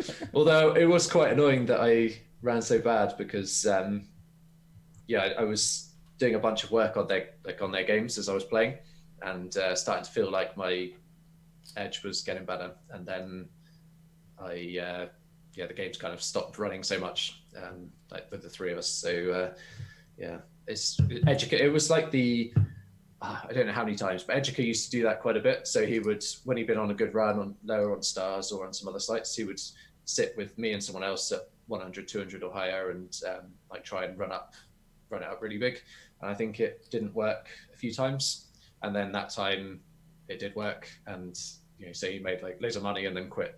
So he knew how to get out of the top. The old degenerate approach to online poker. I think it was pretty. I mean, maybe he just had like some good exploits on us or something, and it went well. Maybe he just wanted to fucking get after it, right? He just was feeling good. He was feeling himself. He's like, I just want to. Well, yeah, that's what I think, because like I say, it was like the fifth time or something that he'd done it. But this time, the other times he lost a couple of buy-ins or 2 or 3 buy-ins or whatever, and then stopped. And this time he ran it up, and we played a few times, and he won like 15, 20 buy-ins or something. I think he won all the money. Maybe Truteller was about even, and I lost all the money in those games. But yeah, I mean, it was when I was playing Isildur at 400, 800, I had a downswing, probably more than double that in terms of dollars. And obviously in buy-ins, I don't know what my biggest buy-in downswing was. Must have been like 60, 80 buy-ins at least, although something though. So no, 20 buy-in downswing wasn't a big deal. Okay.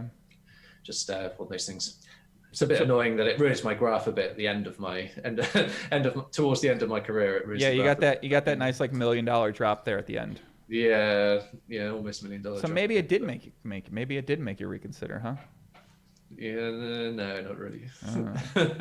But I guess it didn't help. Maybe if I'd won 800k there, maybe I'd have just been absolutely loving it and less likely to quit. I guess you're always happier in the game if you're winning. So maybe. Maybe that kid crying, let him cry a little bit, huh? Maybe the crying kid doesn't distract you as much. Maybe you do. Keep crying up, yeah. I got some more poker play, more money to win. So yeah, maybe to some extent, but not in like the effect on my bankroll was not that big a deal, and the downswing itself not that big a deal. Okay, but sure. Well, I got Ad Victoria in the chat, old school YouTube commenter, asked about Walhasha.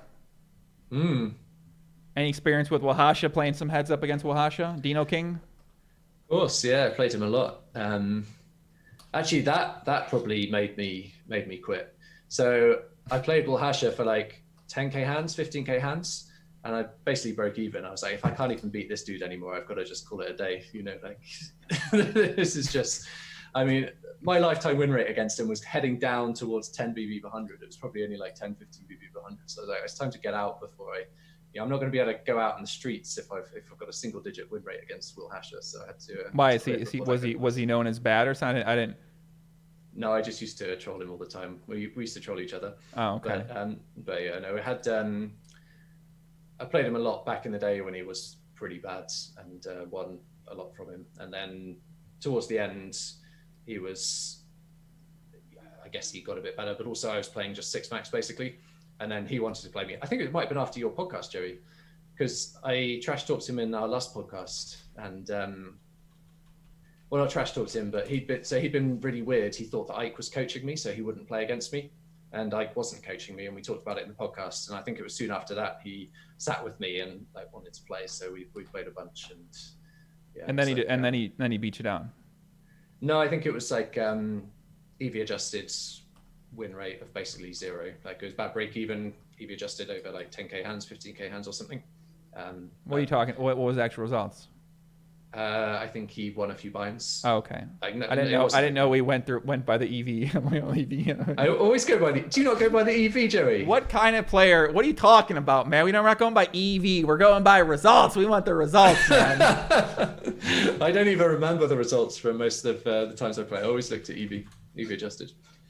But yeah. So we got one of my people that makes accounts as me on Twitter in the chat, wondering why his messages aren't showing up. That's because the messages are going to be blocked. Okay, that's why they don't show up. They're hidden, they're muted, they're blocked. That's why. It turns out if you're out there impersonating accounts of me to get people on my podcast, I might have found it at some point in time in my life to mute or time out your messages in my chat. Okay, come on. That seems pretty self-explanatory, straightforward here too. So we got. Let me look at these other questions I have about the course potentially, or just about you in general. No. Okay. Yeah. How long? I guess you kind of talked about this a little bit. How long before the public release of Pile Solver did you get access to your own solver, and does he know who else got it before the public release? Is this how OTB Baron got the leg up on everyone else? It was before that time, and OTB wasn't one of the people, but maybe he had his own solver. I don't remember how long it was before Pio came out, but it was quite a while. I want to say at least, I could be wrong on this, but I want to say it was between 9 and 18 months. But yeah, I could be wrong on that. So let's say around about a year before Pio came out, I started doing solver work. But yeah, I mean, I've always been, well, like I said, with the poker simulator before that, I've always thought to get the best results, like to be ahead of the curve, you've got to be trying to use the best tools and push the boundaries of those tools as well, and like try and always on the lookout for like the way to get ahead of what other people are doing. So right. So yeah, that makes sense. I mean, that's how other businesses work. If you meet with other businesses and you talk about what they're doing, they're always talking about ideas they have that are going to be unique for themselves and the industry that they're in. If you're talking about a big business or a competitive business, which I've been getting a little bit more involved with these past whatever. So yeah, I mean, this isn't like an uncommon thing, and where it's like, oh, you developed this better program or better software and no one else had it. Like, you know, we look down on you. It's that you found a better way to study the game and get better at the game. So it's, I mean, I'm sure some people that don't have access to it, maybe they would feel some type of way like, well, they have access to this, and maybe we play poker because everyone has fair access, but that's not always the case, and that's not always true. And I guess that's what I think we all love about poker in a lot of ways, is you're able to compete against people who have access to all different types of information, and they put in all different types of effort to get better at poker as well too. So yeah, I'm curious to see where things go. Yeah. By the way, Joey, I feel like you're more sensitive this time. When we spoke a few years ago, we were trash talking Wahasha, and it was great stuff. Now you're kind of looking at me like, why are you trash talking Wahasha? No, bro, I love. You don't understand, man. Listen, I love this trash talk, but I'm also at a point where I'm trying to kind of, I don't want a lot of my content. I feel like people think's mainly like a lot of dramatic stuff, and I don't think it's that way. So I would try to. And I think about where I want to go in the direction of my content. It's not going to be anything controversial as much anymore, right? There might be like we discuss a relevant topic and I like get out of line from time to time, but I'm kind of trying to stay away from. I think I'm going to, right? Maybe with like a Doug, he's fired up, whatever. You throw him a ball and he runs on a leash, whatever, like that. So, but I think a lot of the content I got ideas for and what I'm gonna be putting out there is a little bit different of a little bit more serious. A little more serious. Yeah, a little different of a message sort of thing like that. But I'm still a little crazy too. So that shit kind of comes out. You still got to trash talk people. You can trash talk people as long as you're joking. I think that's the good thing. Like I guess so. Trash talking people like people that you speak to, people that you joke around with in person. Right. No, I agree. But we, sometimes you want to bring up the controversial stuff or the more like interesting things that aren't necessarily on the positive side of things, right? Like you still want to bring those up and discuss them when they happen. Especially when you're building an audience, and if you're building, Doug obviously does it, and you do it as well. It's what people want to hear about, isn't it? The controversy is interesting for people. Well, they want to hear about unique things and unique events, unique moments that happen in industry, or moments that are relevant to names that they know or people that they like or people that they don't like. So yeah, that makes sense that people want to hear about things and people that they know and unique happenings in that whatever the field it is. So yeah. But in terms of being a softie, I mean, listen, man, I'm just being nicer I'm trying to be nicer in general, right? So you still get some moments where the shit comes out, right? I wasn't always very nice. So like, I know how not to be nice, right? I know how to troll people, be very sarcastic and say things, right? You make a decision in your life, you try not to do something like that. So yeah, sure. You're steering the ship away. This guy Matt, right? This guy Matt, the guy, sometimes he likes to make accounts where he tries to get people on my podcast, right? I'm not saying I don't want people on my podcast, brother, okay? But come the fuck on, buddy. Come on. But he said he sent me accidentally $70 in Bitcoin back in July or some shit like that, right? I was like, how the fuck you send me? And he's like, you haven't acknowledged it. Matt, what are you talking about? Why the hell would you accidentally send me $70 in Bitcoin, brother? Dog, come on. Please, come on. All right. Of course I'll send it back. I don't want your fucking money. Why would I want the $70? Take the $70. I don't need the $70, brother. Okay. Do whatever you got to do with the thing, man. I mean, come on in here. So let me find some more questions in the chat out here, man. Who we got out here? Jordan Vargas, a donation, and my man Craig. No, thank you guys. Craig 5835. Much love, guys. I appreciate you guys. Thank you very much, man. It's been a while since I've been back. Matt Delaney was talking about, oh yeah, that ring that was. Did you see that thread in 2+2? There was a ring where they play, I think, like heads up, sit and goes or something like that, and they have some sort of they're doing something where they like a bot ring that was winning $10 to $20 million, something like that. Wow. Allegedly, you heard anything about that?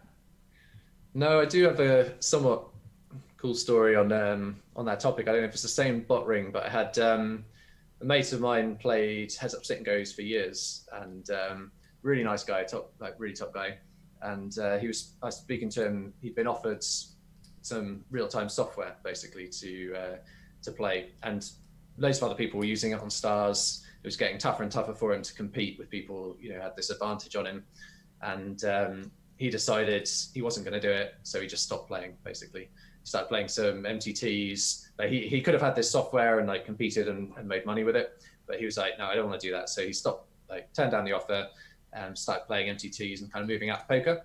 And then he checked the lobby a few months later, and all of the players using it had been banned, and he just had the lobbies to himself, and he just made more in a couple of weeks, I think, than he would have done over the months that he was playing. So sometimes the good guys do win. Did he win for a temporary period of time? Like what? Yeah. So he won for a little while, and then people started coming on again, maybe creating new accounts, or just maybe not all of them were bots, and some of them got let back on. So this was real time. So it would play in real time, or it would tell you what to do in real time. Yeah.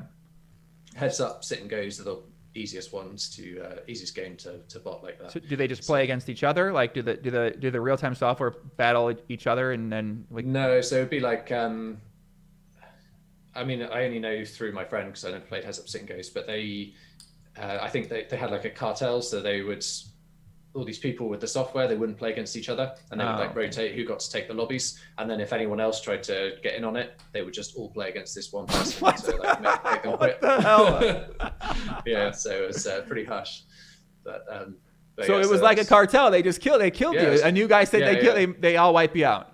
Yeah, they would all just take turns to wipe you out. So if one of them is sitting, they get to just sit and wait for a weak player to come and sit with them. But if someone else sits, then someone joins them on that table. Then if they try and sit at another table, someone else joins them on that table, and they're like 6 tabling different real-time. But no one else can beat these guys. Like they're just that with the software, they're that good.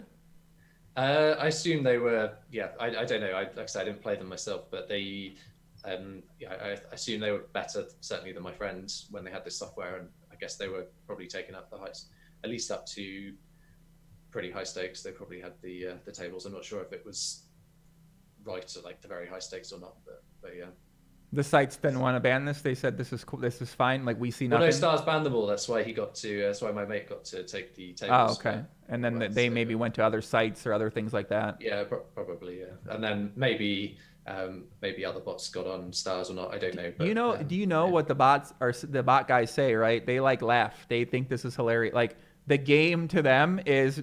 Like I get caught sometimes. That is what it is, right? Like that's the game. Sure. The game. They're pissed at the site. Like, why would they shut me down? I'm just trying to play, right? Like, so it's like you got these legitimate players, right, who play a certain way and they don't use the software assistance, or just the software is the player. They don't do that, and then it's like this war against these two. With the other side, they're like, this is how I play. Like this is my game, right? I don't give a fuck about knowing it, right? I got my I found this exploit. Like you took 3 years, I took 30 minutes, right? Like, I mean, so it's this sort of battle that goes on in a game, and this is how a game evolves, and this is why you have oversight, and you have regulation, and you have sites that are supposed to be in charge of these things, able to detect these things, and you would think that if a security can't detect it at a game like Heads Up Sit and Go, right? Well, then we're in trouble when it comes to these other things. So we'll see. I don't know. I think so. Heads Up, Sit and Goes are the easiest game, I think, basically. So there's a lot of shoving pre-flop. Stacks aren't too deep. So if you learn to play very well, then you're playing pretty well, across all the scenarios. Shouldn't that mean these are like perfect for tournament poker then? Well, tournament poker is more complex to because it's multi-way. It's more complex to solve. Anything heads up is going to be much easier than anything multi-way. Okay. That makes sense. So yeah, and from speaking to people at high stakes on Stars 6 Max, it sounds like there's not really a problem with botting on Stars, but perhaps there would be on other sites. I don't know.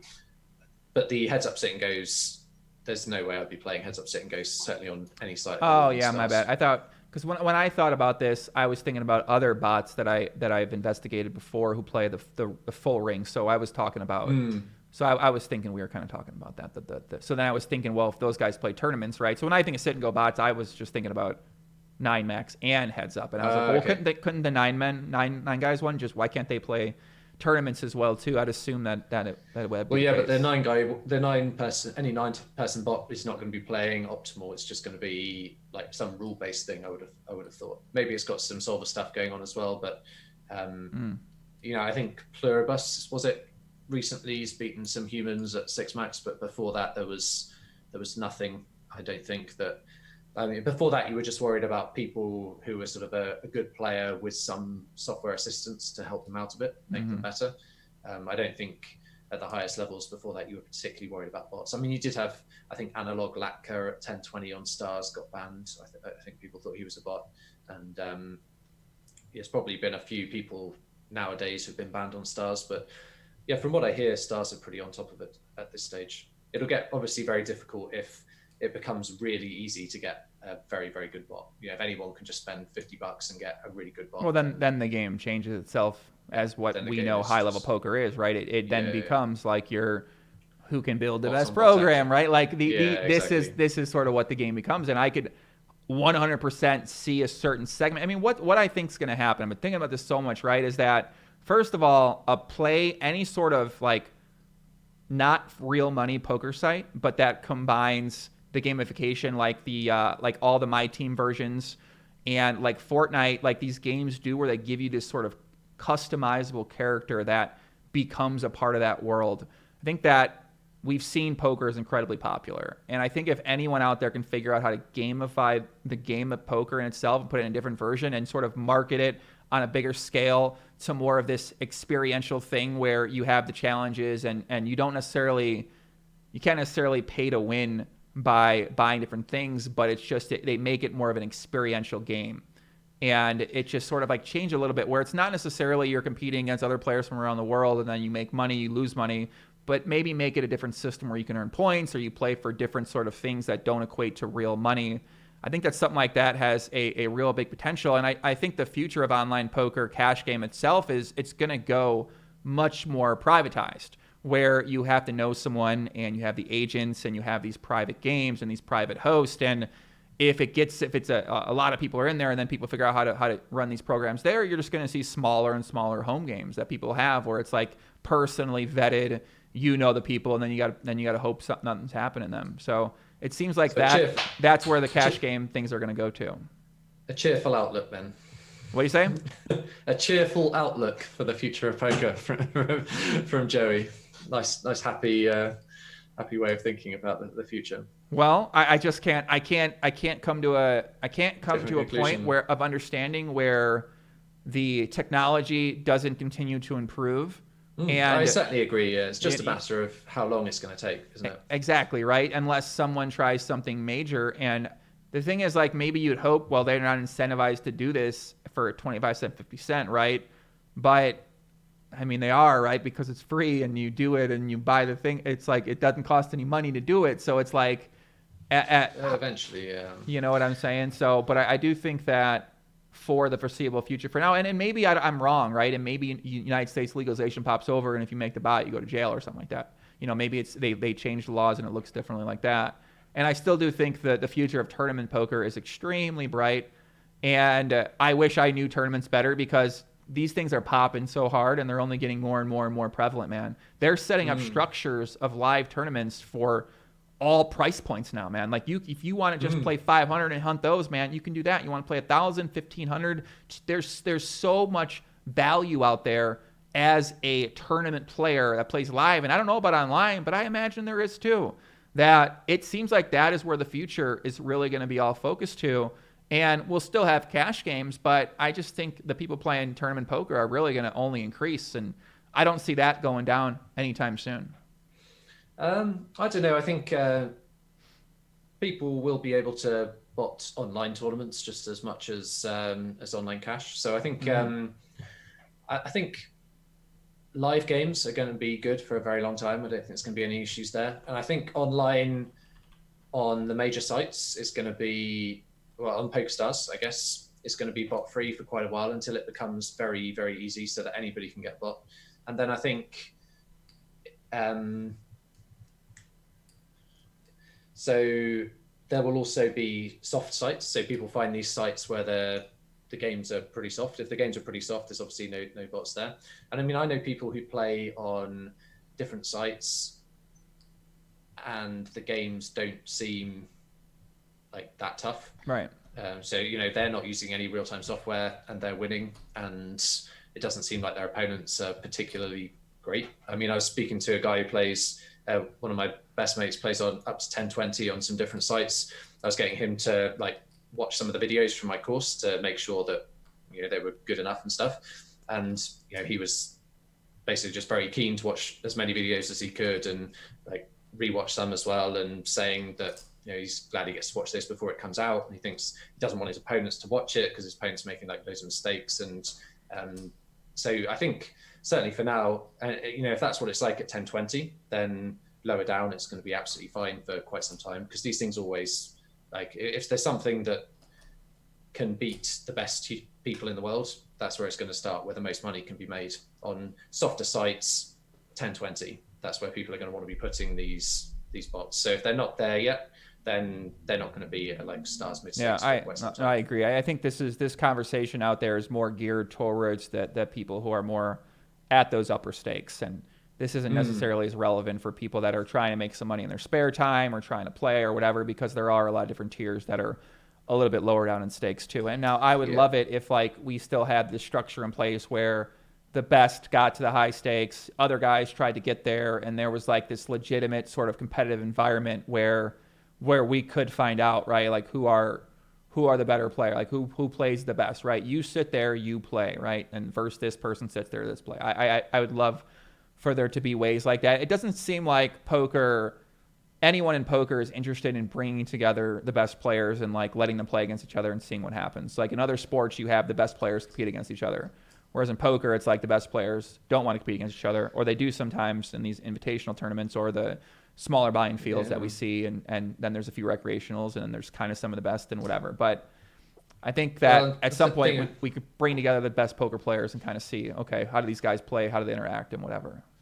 Well, the problem, of course, is that the best poker players, well, when you're playing poker, you have to put up your own money to play. Whereas if you play tennis or football or whatever, everyone gets paid. And if you lose, you still get paid. Whereas in poker, if you lose your actual money. So that's the problem. But I mean, yeah, I remember back when I helped Stars organize this 100K heads up tournament, we got 8 of the best heads up players in the world at the time. And we played this 100K tournament with matches that lasted like 16 hours sometimes. And yeah, they were good times. And there just doesn't seem to be anything just like that right now. But then also there are, I mean, I've heard a bit about this Triton series, and they seem to be getting some pretty good players. I think Linus has been playing in those, if I'm right, and they're really high stakes with some good players, and they've got a lot of high roller tournaments with a lot of top players. I remember the days when tournament players were kind of looked down on. You know, the cash game, all the money was in cash games, and anyone who played tournaments, it was just because they weren't good enough to play cash games. And that's definitely not the case these days. You know, you can definitely make a lot of money in both.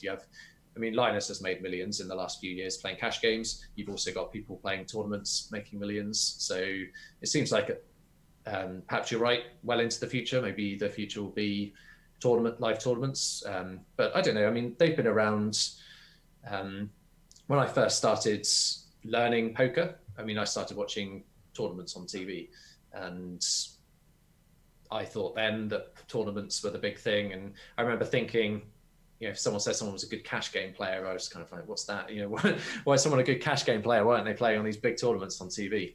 And then obviously you get into it and you realize that actually a lot of the cash game players are making a lot more money and a lot better than these guys you see playing the big tournaments. Right. So yeah, I think nowadays it's probably more even, but maybe you're right, in the future we'll see.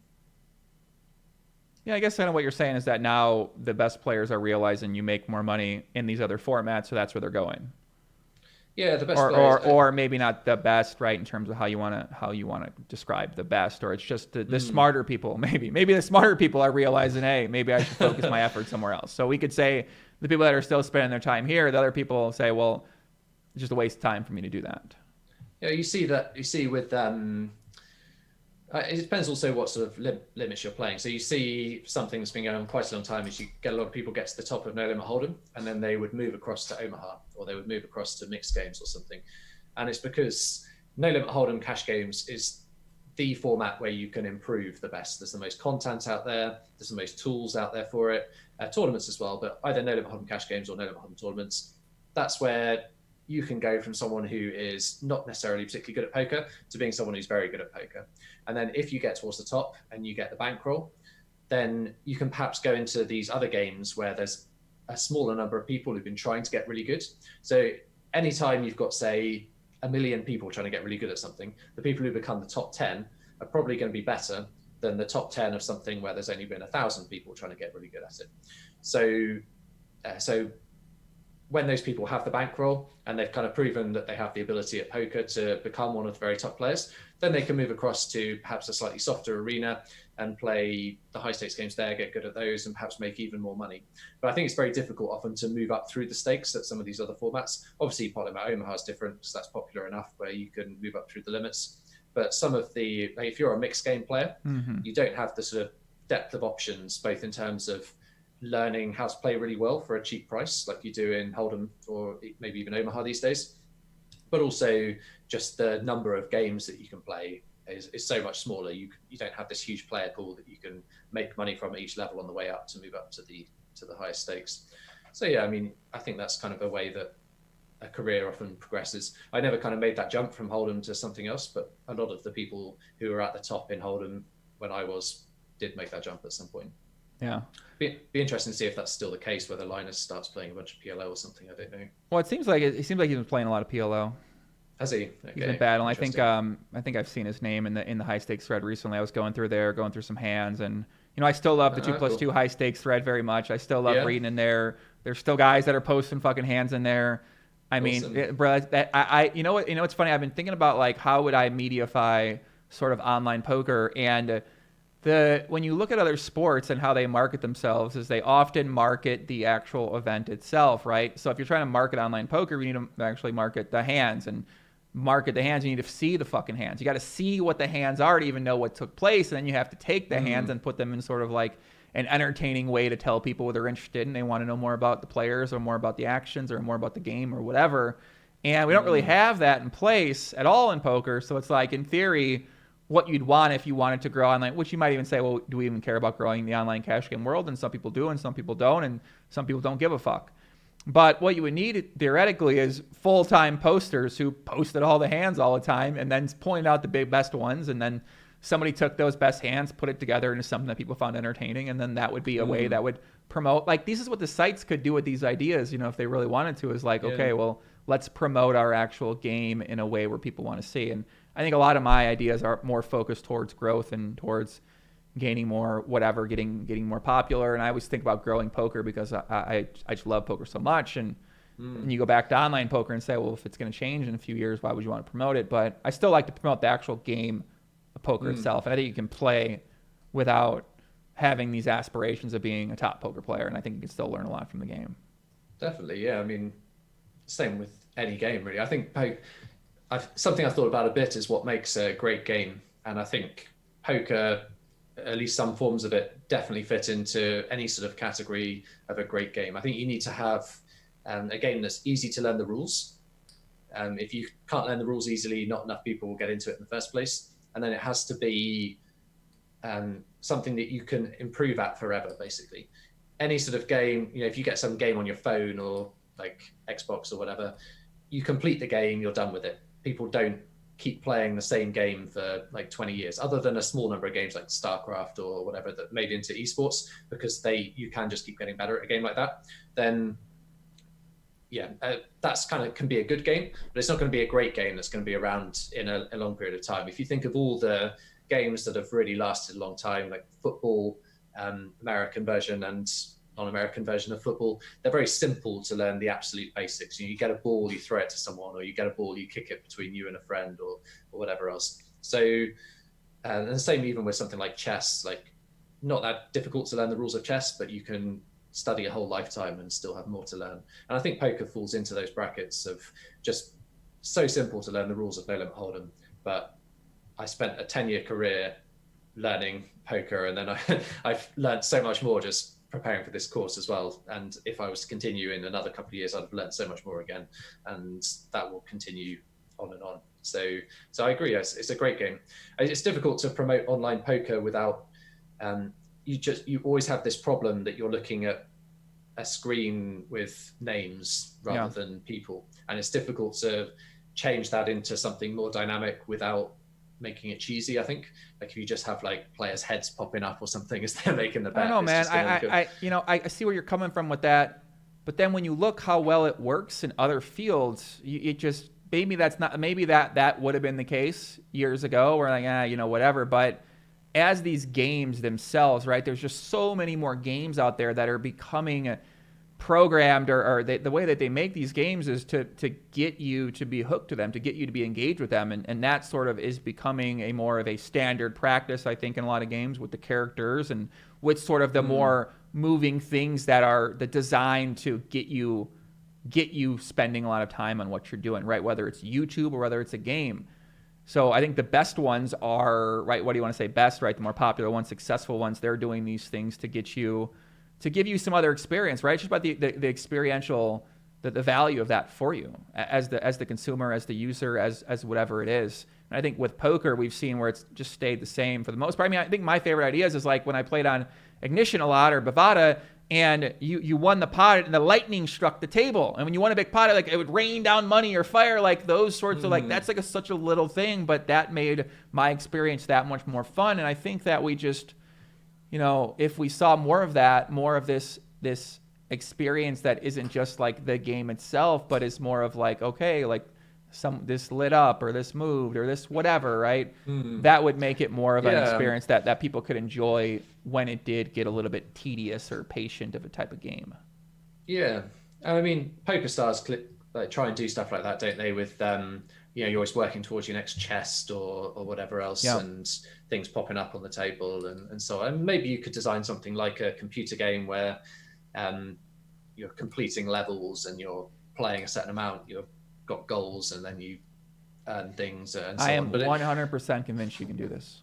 Yeah, maybe it's very difficult because where does the money come from for everything? Like if you're playing for no money, that's right. Fine, that's one thing. But a big part of poker, I think, is that people enjoy playing for the money. It makes them take it seriously. It makes them study.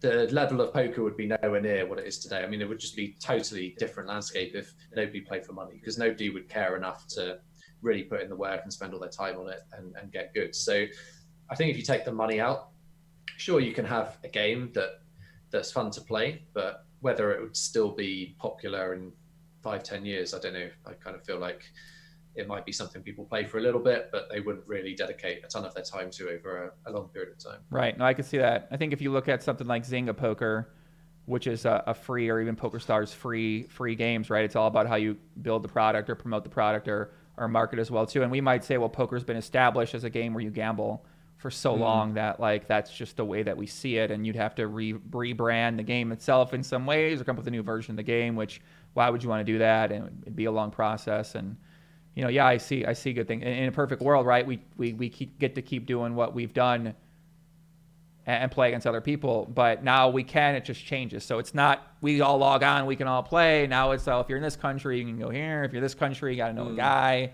Maybe someone comes along with a solution that helps that out. I hope so, and I'm sure we'll see some ideas, and I'm sure we'll see some things thrown out there. So, well, maybe it will turn out to be a good thing of the bots. If you have bots of all different levels, you can actually make a computer game where you're playing against computer opponents, not for real money, and you're just dancing between different places in the world, and you're meeting goals and getting bonuses and flying to the Caribbean, and not actually flying, but in the game you're going over to a tournament in the Caribbean, and you're playing against harder bots than you were when you're playing other games. I don't know. There's probably some stuff there. I guess that's something that I wouldn't be an expert in trying to develop, but maybe something like that will come along for people who are playing recreationally and not worried about playing for money. Yeah. So we'll see what happens. We'll see. Let's get a couple questions from the chat out there. Sure. Guys in the chat, give me some questions. What you got, Matt? Had enough for you right now, buddy. That's it. Let me get some questions from the chat out here, guys. What do we got out here? I'm streaming from the center of the Pacific Ocean. Am I? Joseph, what do you think about CMM taking a shot at you on Twitter? What does CMM mean? What does CMM mean? What do you know what CMM means? I guess it's a person. Is it a person? I assume CMM is a person. I'm just going to go onto Twitter to see if someone's taking a shot at me. CNN? CNN? Surely it's not CN.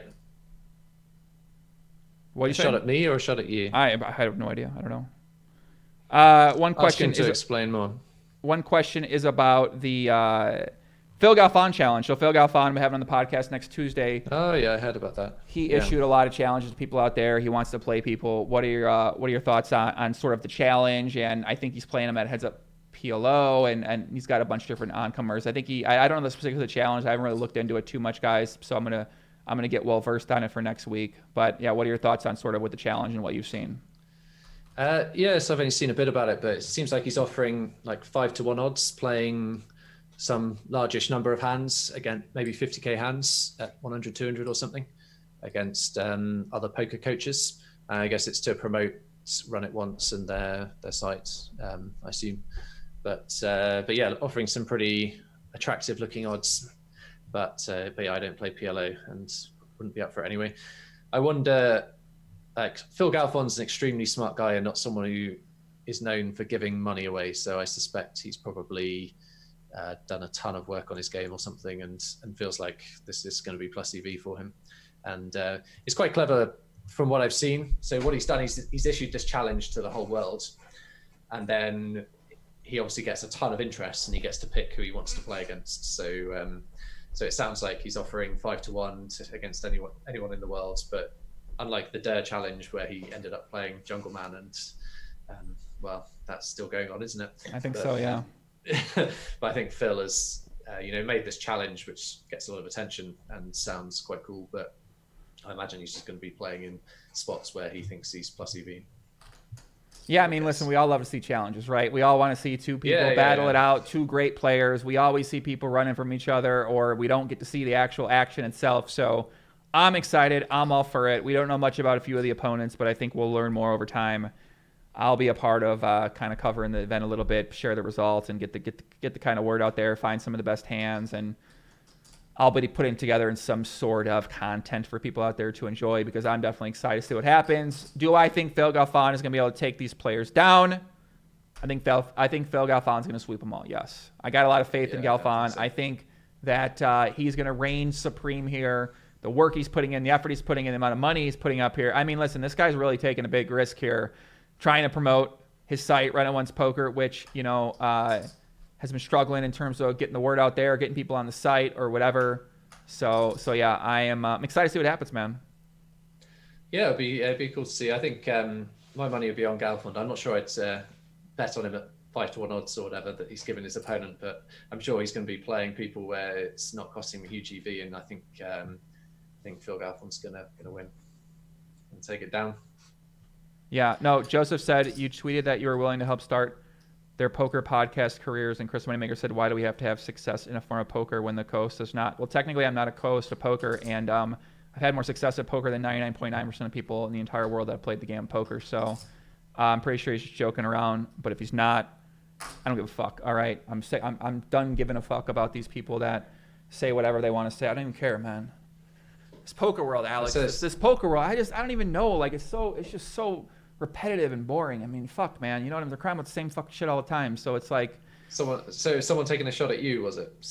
It's Chris Moneymaker. He's just joking around, man. Okay, he's just joking around. I mean, listen, why is he going to take a shot? And if not, it doesn't even. I don't know. Right? What do you want me to do? I'm doing Chris Moneymaker investigation. What do you want me to do? I don't know. For what? I'd rather spend time with on the beanbag chair, just sitting there, right? With I'd rather just be with this. Shout to Ooze Life. You know what I'm saying? I don't understand, right? I don't understand. But I'll go check it. Thanks for calling the attention, Joseph. I'm so happy you did that. Thank you. It made me feel nice. Sindred Hansen, Poppy, any comment on Jane Andes chickening out after accepting based on pretty weak excuses? My opponent is going to study. Did you see that? So Jane Andes, who's another Potman Omaha coach. I did hear that. He accepted the challenge and then declined the challenge. So right? he accepted the challenge and then he backed out of the challenge. And I read the thing that he posted. It said something like, I thought it was for fun, but then I found out it wasn't for fun and I'd have to actually dedicate a lot of my time, so I decided not to do it. Like, I get it, right? I mean, it makes sense, you know? And people are like, oh, it's like, they said, oh, it's good for business, or like he's trying to promote a site. Like, I mean, listen, it's not that good idea. I don't think Jane Andes is like, yeah, I'm going to accept the challenge and then back out and then people are going to love me and it's going to be great for the site. Like, no, I don't think he's thinking about that from his business standpoint. I think that maybe, I don't know, right? Because I know they were negotiating. I know they were talking. Maybe he's like, who knows what happened? Maybe, I don't know. He's like, do I really want to dedicate 3 months of my time to this, or 2 months of my time and studying and getting there? Like, maybe I just don't want to fucking do it. So whatever, it is what it is. You know, he accepts it, he backs out. I mean, what are we going to do? What do you want to kill the guy? What do you guys want? Right? Don't go to his product? All right. Don't go to his product then. But I mean, he did it. He backed out. Okay. Now where are we at with this? Don't do a business deal with him. Makes sense. I would speculate that he probably just looked into it more and realized that Phil Galfond was better than he thought, and then decided that maybe it wasn't such a good spot as he thought it might be. It's one of those where it sounds like 5-1 odds, and I think it was like $1 million against 200k, wasn't it, that Galfond was putting up? But when you're playing 50k hands at 100, 200s, the actual, if Galfond has a few BB 100 edge, that's going to be a huge amount of money that he's got just there, and then he's going to win quite a big percentage of the time as well. So I think you really need to be quite close in skill to Phil to actually be plus EV in that bet, even getting good odds. So maybe he just decided it wasn't a good spot he thought. I mean, listen, I haven't known Jane Andes. I don't know if he's been battling a lot heads up in his life. Like, he's more of the 6-max guy, short-handed guy, who I'm sure he has heads up experience, but it's certainly not one of his main forms. And Phil Galfond is Potman Omaha genius, who's been one of the top players playing all different formats for many, many years. And he's been grilled for his thought processes out there every single year for as long as we can remember. So if Phil Galfond's, no one has ever said Phil Galfond is just like not just nobody's talking about, right? Like, the guy is one of the top Potman Omaha players of all time. So when this guy's going to get out there and then he's going to change his study methods, I think we all got faith Phil Galfond's going to be able to change his game and to implement these things into him. And if he can't, he's going to figure it out pretty quickly. So if you're Jane Andes and you talk to your crew of your I don't know what they were, like his friends or whoever these people were, right? Talks to them and then they say, well, I know who Phil Galfond's training with. Phil Galfond's training with the top player in the world right now. Well, then you might say, well, maybe I shouldn't do this, right? It makes sense. You know, I'm surprised the guy accepted it in the first place. I would have wanted, if I'm Jane Andes, like, yeah, this is my shot. Everyone's excited. It's get a lot of hype. But then you come to your senses and say, yeah, dumb idea. Let me stop. So, or just he didn't want to make his whole entire life that. So I can understand. Obviously, I wanted to see it happen. I'm disappointed it didn't, because I would have loved to see those two play, and no matter what exactly happens, but it happens, and don't sign a deal with Jane Andes, right? Don't agree on something with him. That's what we can do moving forward, and maybe you consider his word to be a little more skewed, or whatever you guys want to do. But my opinion of him hasn't changed because he accepted the challenge and backed out, because I can try to understand a little bit where he's coming from. So that's how I feel about the Jane Andes situation. Because I thought about this a bit more. So cool. But I'm excited for it to start, man. Would you play him if you wanted to play Nolan Hold'em? No. Because if he wanted to play No Limit Hold'em, that would mean that he must have done a load of, if he's offering me 5-1 odds for No Limit Hold'em, then I would know that he's a lot better than I thought he was before he made that offer. I think it had something similar with Ben Tollery. Mm-hmm. So there was a heads-up match going on at high stakes, which was half Omaha and half Hold'em, and I was maybe a bit better than Ben at Hold'em, but he was way more knowledgeable than me in PLO. And in this match, I kind of thought that one of these players had the edge. And so Ben asked me, do I want to bet against him. I was like, no, because now I think the other player has the edge because I know he's smart enough that he's not going to be betting unless he's got the best of it there. And I think the same would be true of Galfond with a challenge like this. I think, if Galfond was to make me that offer, I would know there's something going on that I didn't previously think about. And, 5-1. What a psycho Phil Galfond is. 5-1. What is he doing? 5-1. I mean, how do you not accept the challenge? I don't understand. Like, if you're, I mean, I do like 5-1. I mean, yeah, bro, if you got friends, like get a crew together. Let's get some money together, man. Let's make history, right? Let's get after this. 5-1. You can not only beat him at the tables, but you've been 5-1. I mean, come on. Yeah. It's, you know. I guess well, if I was still playing, in fairness, I probably would take it. At 5-1, of course, I would take it if I was still playing. But also with now, I don't want to be in the middle of a challenge like that when the baby's born. So that would definitely not go very well. So I definitely the baby's crying. Yeah, he didn't give all the top pros 5-1. That's a good point. He gave Perkins 5-1. Listen. Yeah. My guy Perkins needs more than 5-1, guys. Okay, I'm going to tell you right now, all right? I don't know if the Thirst Lounge is playing. I mean, the Thirst Lounge versus Phil Galfond and heads up PLO. They're going to need to be bigger. I'm never taking at 5-1. I'm never betting. What would you bet Thirst Lounge? You know about Thirst Lounge? It's the collection of players who do not play Pot Limit Omaha and any variation of it, right? So Perkins is going to like tag him in. Like, what are you talking about? What are you talking about, man? My girl Ebony Kenny's going to be playing Phil Galfond heads up PLO. I'm going with Phil Galfond, okay? And it's going to need to be bigger than 5-1. That's all I'm saying, okay? I don't know. What odds would you take the Thirst Lounge? A collection of characters against Phil Galfond in a heads-up battle. But for 50,000 hands or something? I don't know how many hands they're playing, but if they're playing 50,000 hands, it's got to be like I'm never betting. I'm never not even betting at 50. Yeah. Yeah. Wait, we got word.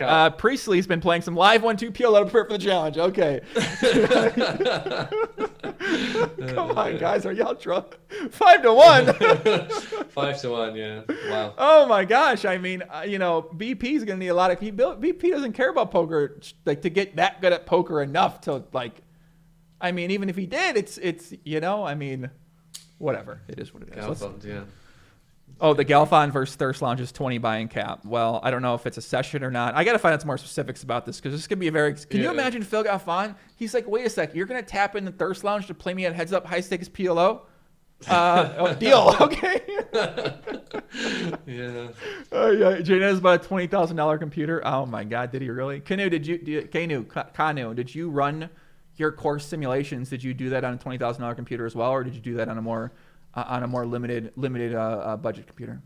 I don't know how much the server cost at the developer's end, but I had stuff running on 3 different computers to get everything running. So look at it all. Two computers and a server. So yeah. Do you build the computer? Like, do you order the computers from? No, I just got like my computers at home. I've had 2 computers for a long time, so that I can run Sims. Because if you're running Sims, you can't do anything else on your computer. Like if you're running, so it's taking up all your computer power. So I have one computer to just run stuff, and then the other computer to do stuff.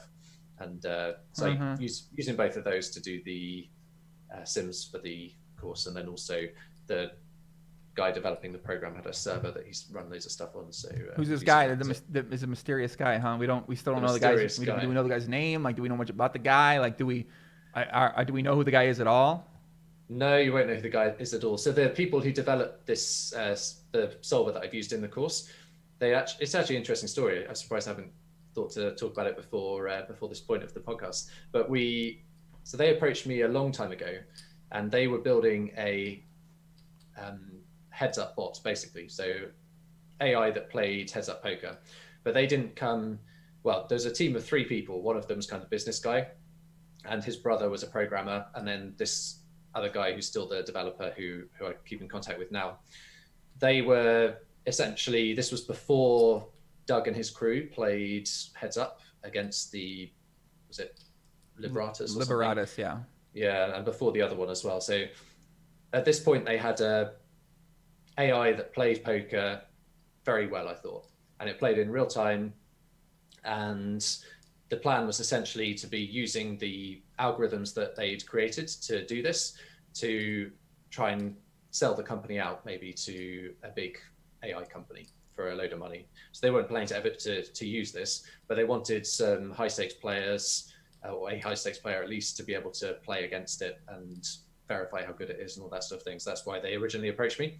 And then not long after they'd approached me, other solvers started coming out, like public solvers. And those solvers weren't real time, but they were obviously more accurate than this program, because this program was doing everything real time, and the solvers were not. So they were trying to get the accuracy up to the accuracy of the solvers by clever algorithms and stuff, and then keep the speed so fast so it could play in real time. And they were kind of always on the verge of doing it, but they couldn't quite have the accuracy, or they couldn't quite have the speed, and so on. And then they had the challenge with Doug and his people against the other Libratus and so on, and it became less of a thing. Like you couldn't sell necessarily your company for a load of money just because you had something that could win at heads up poker, because someone else had already done that. So they were trying to convert it to six max, because six max was something that was less studied. And I was saying, the heads up games, I've got no action, but I'll pay you decent money, if you can get me a solver that's better than what's out there for six max. So they were trying to do that, but it was hard coded for heads up. So every time you wanted to add a player or do something that was not just play heads up poker, you had to change things all throughout the code, because it was just designed for this one purpose. So they were kind of writing this new program, which was way more general, that would be able to play No Limit Hold'em and also have the basis to be able to play Omaha and other games as well. And then they also had this program, which was very specific, that was difficult to change. But then the new one was taking ages, and they tried to merge it with the old one and so on. And this is what was going on towards the end of my poker career, when I was waiting for this to be ready, but it was always seeming like it was going to be ready and not quite ready yet. So yeah, the guys behind it were quite serious people from non-poker backgrounds, apart from the guy I keep in contact with who played poker even before I did, at maybe up to 10-20 or something, and then stopped to focus on developing this program. And so that's kind of the story of where that all came from. And it's a shame it never really, it was always so close to being something that could make a ton of money in its own right. It was kind of had it there at various points, but didn't actually release something. And then other things came along and focus shifted, and never really, So it's good it was one of the reasons why I was keen to do the course, was it was good to actually finally put it to some good use.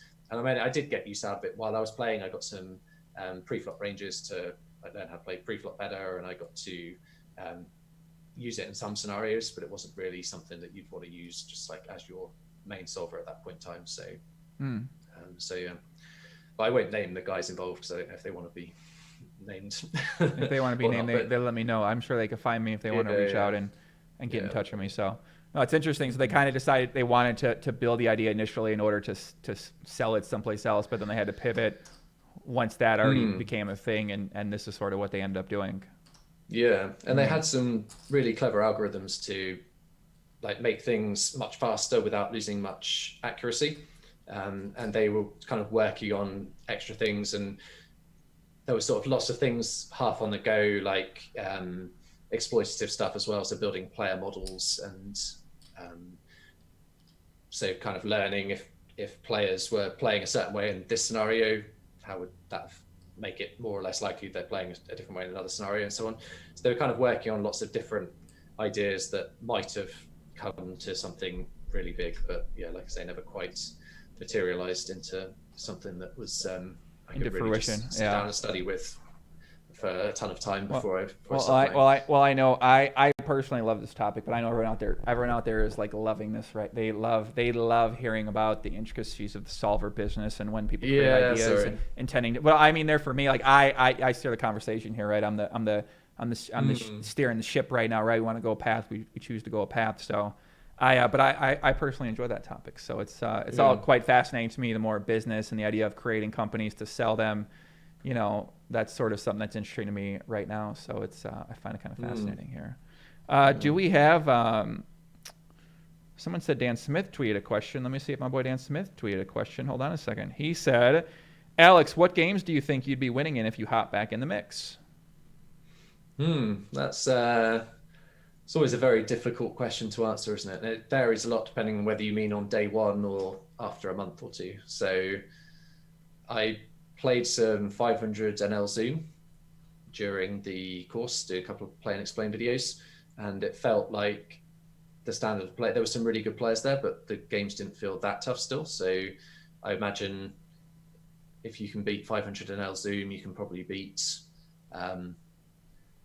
higher stakes as well, depending on how much you're game selecting and so on. So I don't know. I mean, I always tend to think that there's not much point in bragging about what you can do. Either do it or shut up about it. So I don't want to say like I could come back and just beat these games, and then people in those games like, no, you couldn't. And it just, unless you're actually going to go and prove it, it seems kind of pointless. But I mean, I stayed at the top of the games playing, holding down tables on stars up to 200, 400 or so until I stopped playing. So you'd always like to think you could go back to a pretty high level, but I don't know. There's other very good players out there, so I'd have to see.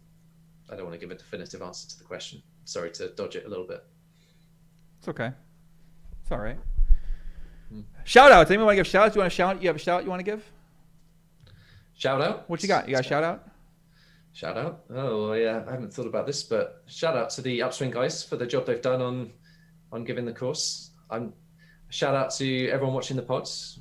Shout out to those who are excited to see Joey. I think you've committed to one podcast a week. Is that right? No, I definitely have not. I'm doing a podcast with Mr. Phil Galfond next Tuesday, and I'm not committing. Listen, I'm gonna be honest, man. I love talking poker, but when I come back and then you got to see the things on Twitter, and it's like the same. I mean, people are crying about the same stuff, and like they're like, oh, they make jokes, and like you don't even have the desire to even like troll back to them, or like once you lose that desire to really troll back somebody.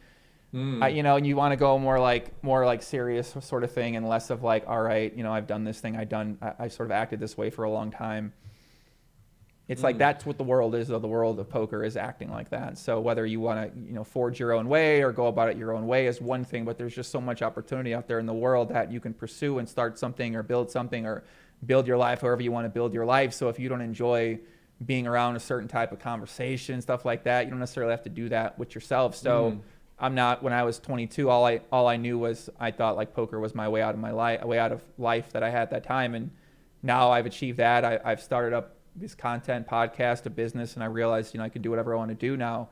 So I don't doesn't have to be poker just because I want to be in poker, and if it doesn't make sense to keep doing it for the future because I'm not going to play or the opportunity isn't there, or just it's a kind of like an uninteresting world in some ways, then I don't have to do that. So. I think that's the point. Sounds like you're a bit burnt out by like you were producing a lot of content, right? I always think that must be quite exhausting to. Yeah, for a long. I mean, I did for like 5 years. Did a lot of content. To me, it was easy. I wasn't looking at it as like work. But once it becomes something where you feel like you're obligated to do it, the desire to do it goes down, and really nothing interesting happens in poker for me. So it's like I'd love to talk about what's happening, but nothing really happens. And if it does happen, it certainly isn't shared by anybody. So, you know what I mean? So it's like. I don't know. Plus, like when you learn about business, just more fun. Like business world is vast, and it can go as wide or as narrow as you want it to go. It can be as small or as big a scale as you'd like it to be. Poker can only go so far right now for yourself, and it is a game you play, a different game, a different way of life. But there's a lot of fun games out there, and a lot of fun lives out there to live. So if you don't want to do something, you don't got to do it. So yeah, absolutely, you got to do what you want to do. Someone I know said you want to spend your time doing what you think about in the shower. Because it's a good point, right? Yeah, it's true. I used to always think about poker in the shower, right? And then you kind of move on, and I don't know. All I know is I got some fire ass fucking content coming up, Alex. All right, this shit is gonna. I'm deciding what topics I want to cover. I've got the format down in my head. I put my solver to use. So I figured out the template. When I come out with my stuff, that is going to absolutely crush. We're gonna like it. So I'm very excited for whenever that point is, and yeah, man, it's kind of fun. So I guess for the course for you, what's next for you is like you're going to be doing some more media. You're going to try to get the course out there. Do you want to do anything else in order to better sell the course? Are you interested in doing things like that? So I'm doing an AMA on Reddit tomorrow. I think 5 p.m. UK time, which I think is 12 midday Eastern time and 9 a.m. Pacific time or something. So people can, if they've got any more questions that haven't been covered in the pod, then feel free to go on Reddit. The poker subreddit and ask some questions in there. I'll be around tomorrow to answer them. And then I'm spending quite a bit of time chatting to people in the Upswing Facebook group for the last course, Educa course. So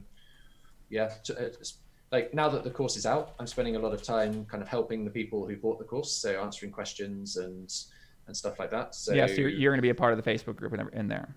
Yeah, so part of the Facebook group there. So if anyone does buy the course, I'll be in there answering any questions on the course or hand histories or anything else. And yeah, I don't know. I'll speak to Upswing. I think the launch week's obviously the big one. Friday is the last day where you get the Linus course for free if you buy the advanced cash game course. Right. So like hoping that a lot of people speak to people who bought it already, because I mean everyone I've spoken to who has bought it has been saying like really good things. Bro, listen, I want to take the fucking course. I'm telling you right now, I don't even have a desire to. It just sounds fascinating to me. Like when you study more and you see other material that's out there in these other parts of the world, like this sort of deep research, this is the point we've come to at the game of poker over the past, since Doyle Brunson wrote Super System right back in 1960s, 1970s. This is the point we've come to where we're able to figure out this game of Texas Hold'em down to much more specific, accurate representations of how to play the game. And on one hand, right, you don't like that because you like it more where it's this guessing thing and feel thing and how you put things together. But I think that's still going to be out there for people to do, because you're not going to be able to memorize all this shit and you're not going to be able to learn all this stuff like that. And there's still there elements of the game that go into it. So definitely, it's been really interesting having a poker career that spanned so long, because you had to be good at like to play for the whole time that I played, you had to have different skill sets at different time. Like I moved up to 2550 without having any idea about GTO at all. Like I was just, it was before GTO was really a thing in poker. I think I was one of the first people, even at high stakes, to actually start thinking about GTO. So it's very much just exploiting the other player. Just like, are they bluffing here? Are they not bluffing here? And then there was a period where I spent like a ton of time just learning GTO. I already kind of had that exploitative side down, and I was just improving GTO side of my game and trying to do that before other people were. And then it moved to the point where people were getting better at that as well, and you had to take the exploitative thing to another level, like really going through people's stats in huge detail and going through Hold'em Manager and filtering for different spots and seeing like, okay, this person folds too much when they like c-bet the flop and then check back the turn, because they're just like barreling all their strong hands on the turn. So I'm gonna like check call wider and then bluff more at the river, and all these sort of things. You're looking for like multi-street and specific exploits on players. And I think the skill set that most of the top players had when I started playing poker compared to what they have now is just, not only are people so much better at poker now, but the actual things that you need to be good at are so different. So like I have a friend who his career like really got better towards the later stages, because he wasn't so good with the sort of just like playing a person and working out what's going on. But when the data became available, he was really good at analyzing different spots and exploiting like spots where people were folding too much, looking at different bet sizings that people are using and what they're doing with different bet sizings and so on. So yeah, I think it's been fascinating. Like it's weird that we spent quite a bit of this podcast talking about other things than poker, because we both played poker for a long time. I'm moving on to other things. It sounds like you're moving perhaps onto other things, but I don't want to kind of put a downer on the game, or because it always sounds like when you're moving on something different, it sounds like I'm moving on something bigger and better, and all you guys are still like down here in the thing I used to do.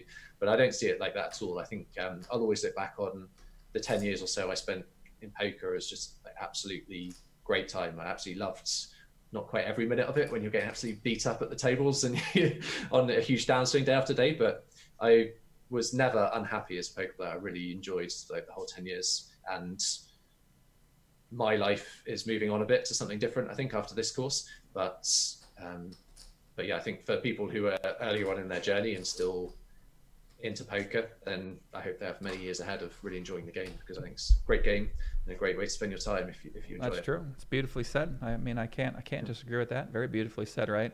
I don't think, I think some people might think if you move past poker, you like the idea of looking down or looking past it, but I mean, I certainly don't see it that way. I fucking love poker, right? I mean, I trust me. I want to be 24 tabling for 24 hours a day. All right. I don't know how else to put it to you. There is nothing more that I want to do in the world rather than 24 table Potluck in Omaha. I mean, I want to become, if there was a competition to become the best 24 table Potluck in Omaha, the bots can play. I don't care. I want to play. I want to compete against these motherfuckers, right? You guys don't understand. It's not that I don't want it.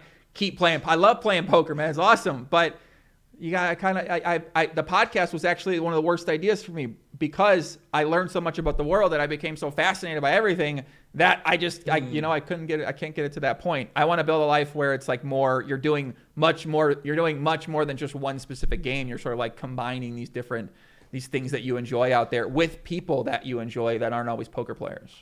Yeah, although I think for me, I'm enjoying looking at some different things at the moment, but I think I will probably settle down. Like, I'm quite a focused person. I like to focus on one thing. So I think I will settle down to something else. The current thinking is it might be investing, but it depends. Like, obviously, I'm not going to be going out there trying to tell people whether you should be buying Apple or not. Like, competing against all the people who know what they're doing. But given that I've got an amount to invest that's small in that world, I imagine there's probably, I found at least some opportunities which, when you've got a smaller amount of money, the big players are kind of not involved. So the market's not very efficient, and there's kind of ways that you can get higher than expected market returns, which if that turns out to be true, like if I can do that, then I think that's going to be a pretty good use of my time financially. And I also think it's much of the same skill set that I've learned from poker will be really valuable for that. So yeah, it's definitely something I'm going to be spending quite a bit of time looking into. And it might come to nothing, but I'm in the fortunate position where if it does come to nothing, it's fine. Like, I can spend 2-3 years doing it and it's no problem financially, and then I can just do something else afterwards. But I hope it comes to something, because I think it's something I would enjoy, looking into different companies and ways to value companies and finding opportunity, because that's what you're doing in poker. Right. You're always looking for the opportunity to find an edge somewhere. And where am I going to find the edge? Is it in playing GTO better? Is it in exploiting this spot better? Is it like looking in Hold'em Manager stats? Is it finding a new solver that's the best, and so on? So doing that sort of thing with investing, is it investing in small companies that major players can't invest in, so you're kind of playing in an easier game? Or is it finding special situations like mergers and acquisitions and things like that, and finding ways to kind of beat the game, if you like? And and like, with the amount of money I've got, it will be financially worth it if I can beat the market by a bit, and then also, hopefully be something I enjoy. So that's kind of my thinking. But if you speak to me in 6 months, I might have given up on that idea. Who knows? Right. You don't know until you try. Exactly. Yeah. You know what I mean? You don't know until you get in there, until you give it a shot, until you see what the world's about. Do you like your lifestyle? Do you want more people around you? You can kind of decide that. Do you want more of a culture of the thing? Do you want to be locked in? Do you want, it's all kind of up to you to decide in these situations. So yeah. I don't know. I mean, I love thinking about it. I love the idea. I love trying to figure that out, because I think a lot of people are in that stage of things. And just as the world gets easier to access, and as you could learn more in an easier way, and you can learn more to the point where you could potentially create something for yourself in that world at a faster pace and at a much easier rate these days, the opportunity out there is really endless, and it's all about whatever you want it to be. So it's like, wow, it might have been one way 15 years ago. It's not that same way now. So you can take advantage of that if you'd like to, or you don't have to. And, easy game. Yeah. So someone asked me, when am I going to cut my hair, or will I grow it out like Fabio? So as you guys have known, I've experimented with different hairstyles over the years, long, short. And if I should cut the sides, obviously, but I'll probably cut my hair soon. And Edward Snowden over here, I think he's going to keep that same haircut. You do look like Edward Snowden on Joe Rogan's podcast in that. Do I? Yeah, you look just like him. Yeah. CIA, bro. You work for CIA? I really need a haircut, actually. I've been putting it off because I've been working so hard on the course. but yeah, I've been thinking for like a month I really need to go get my haircut. Yeah. It's pretty long. Yeah, it's getting so long. I mean, it is long. I mean, my God, the baby must be pulling at it, huh? will be.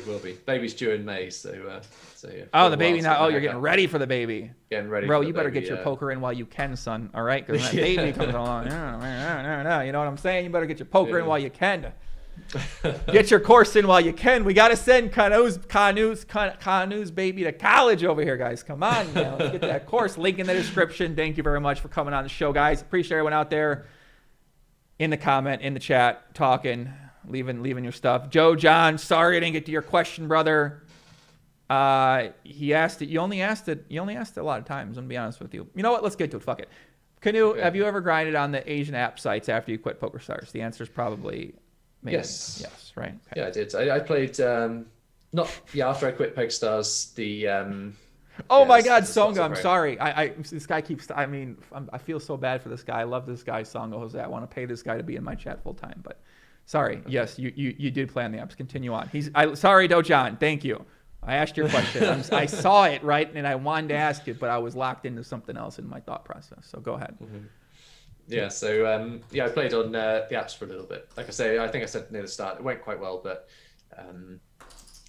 I played on the not so much on the most common apps. I played a little bit on Poker Master. I think it was like early on before most people were playing on it, and then there were some other ones which are I knew someone who knew a Chinese guy who kind of had organizing a lot of these private games at pretty high stakes. So I was playing in various places in those games for a bit. How much you got to pay? How much you got to pay? How much percentage you got of winnings you got to pay? I had to pay winnings to the guy I knew, and then the guy he knew. So always something, bro. You guys don't understand, like, right? You get these messages from these guys, and they're like, "Hey, you want to play here? We got soft games." And they're like, "Okay." I'm like, "All right, we're gonna take 25% of your winnings." I'm like, "What? What are you talking about?" Yeah, I'm not saying it might be good, but fuck you. You know what I mean? Like, come on, 25% of my winnings. Why don't you go fuck yourself, dude? What are you talking about, man? You're playing on a sketchy site, and you're not gonna cover my losses and take 20% of my winnings, man. To be fair, the guys I was with, they were good on the losses side. So they basically took action. So they provided the money on the sites, and then they're taking. I mean, I probably had like 40% of myself, but the games were probably 100, 200s and above. So it was like I was playing okay stakes for me. 50, 100 was maybe my most played stakes on Stars at the time. So I was playing a little bit lower than that for myself. Games obviously softer, and playing with Chinese guys who are wanting to train against top pros because they're playing these huge live games, which are just way, way bigger than 100, 200. So it's like great for them and like pretty good for us as well. But then, playing one table at a time, occasionally two, waiting a long time for games to start, obviously playing random hours and all that sort of thing. So it was good. And it was like something different, but I didn't want to do that long term necessarily. Like, it wasn't the same as back when I was full tabling people heads up at 100, 200 and stuff on Stars. That was a very different experience. And so it was profitable. I love it. They're using the high stakes app for training. They're training themselves for the I know. Well, the games they play, it's insane. Yeah. I mean, I'm trying to think what the highest stakes I played were in those games, but it was probably like 500 1K or something, maybe a bit bigger. But I was obviously selling quite a bit of action. And that was rare that you get games that high. And those games weren't so good as well. They tended to be like not actually that soft. And then sometimes when you're on these apps and you don't know who the other players are, like it's all right in some of the private games where you know who everyone is. Right. Sometimes you're worried about collusion and whether the app is, you're playing that sort of stakes. It's quite a lot of pressure. You don't want to be worried about whether people are colluding versus you. So, yeah. A lot of collusion happened on those sites too, guys. So listen, there's a reason why people don't play them. Come on, I mean, we got to cover this again. Yeah, these days I'm sure it's an absolute collusion fest. But, Jim B said, "Looks like he's got out of jail." You okay? You or me? That's where you've been for the last 2 months. I miss this podcast, bro. These guys are crazy. You look like you just got out of jail. Like, what the fuck? Oh my gosh. No, I didn't just get out of jail. I mean, I got out of the beanbag chair, man. Listen, that's where I got out. My hair's a little long on the side. I got to cut the hair, huh? I mean, really? They don't let you grow this hair that long in jail anyway, guys. Come on, man. Sango Jose said I should offer some sort of thing, like a bonus thing in my link for the upswing course. Listen, guys, I don't know what to give you. I suck at giving things when I do these things. Like what do you want? I don't have anything really to give you, man. I don't know. You talked to my man Brady over here at Upswing Poker. He'll be more than help you out. You already heard he's working hard all the time. He's always on the social media platforms. Maybe Brady will give us a course to give away right now. I should ask Doug about this beforehand. Fuck. I'm sure he'd say yes. Brady, can we give away a course right now to someone listening who made it this far in the chat? All right. We got a few people in the chat. Can we give away a course? Let us know in the chat. And we're going to find out right now. What do you think about that idea, Alex? Wow. I mean, we'll see You what hate Brady it. says. Okay, you hate it. Oh No, my no, God, no, he I hates don't it. hate Oh I don't my hate God, we it. alienated the I course don't hate it. creator. I'm okay with it. I'm okay Holy with it. moly. Now you know how Linus Love feels, buddy. Come on. They're still giving you your cut. Come on. I better give you the cut. They fucking, I mean, come on. I'm taking them. See you in court. Upswing poker with kick, Alex says. All right, well, we see. Do they think they deserve it? Do you think they deserve it? Well, to be fair, I think a few of them join it. But yeah, I think they deserve it. I think so. How are we going to pick, Alex? What should we do? What should be, we're okay with it. what should be the qualification to pick somebody? Me? Or are you talking to Brady? I'm talking. All right, run it. Let's go. We got a contest right now. Giving away one course right now. How are we going to do it? Bonus material at the end of the podcast. How are we going to do it? Wow, $1,000 course for someone with a free course on Linus Love, which he's going to hate apparently. Who's going to get it? How are we going to do it, Joey? I don't know. What do you think? Okay, here's what we can do, right? I cannot tell you what I'm doing, okay? So I'm going to have you, right?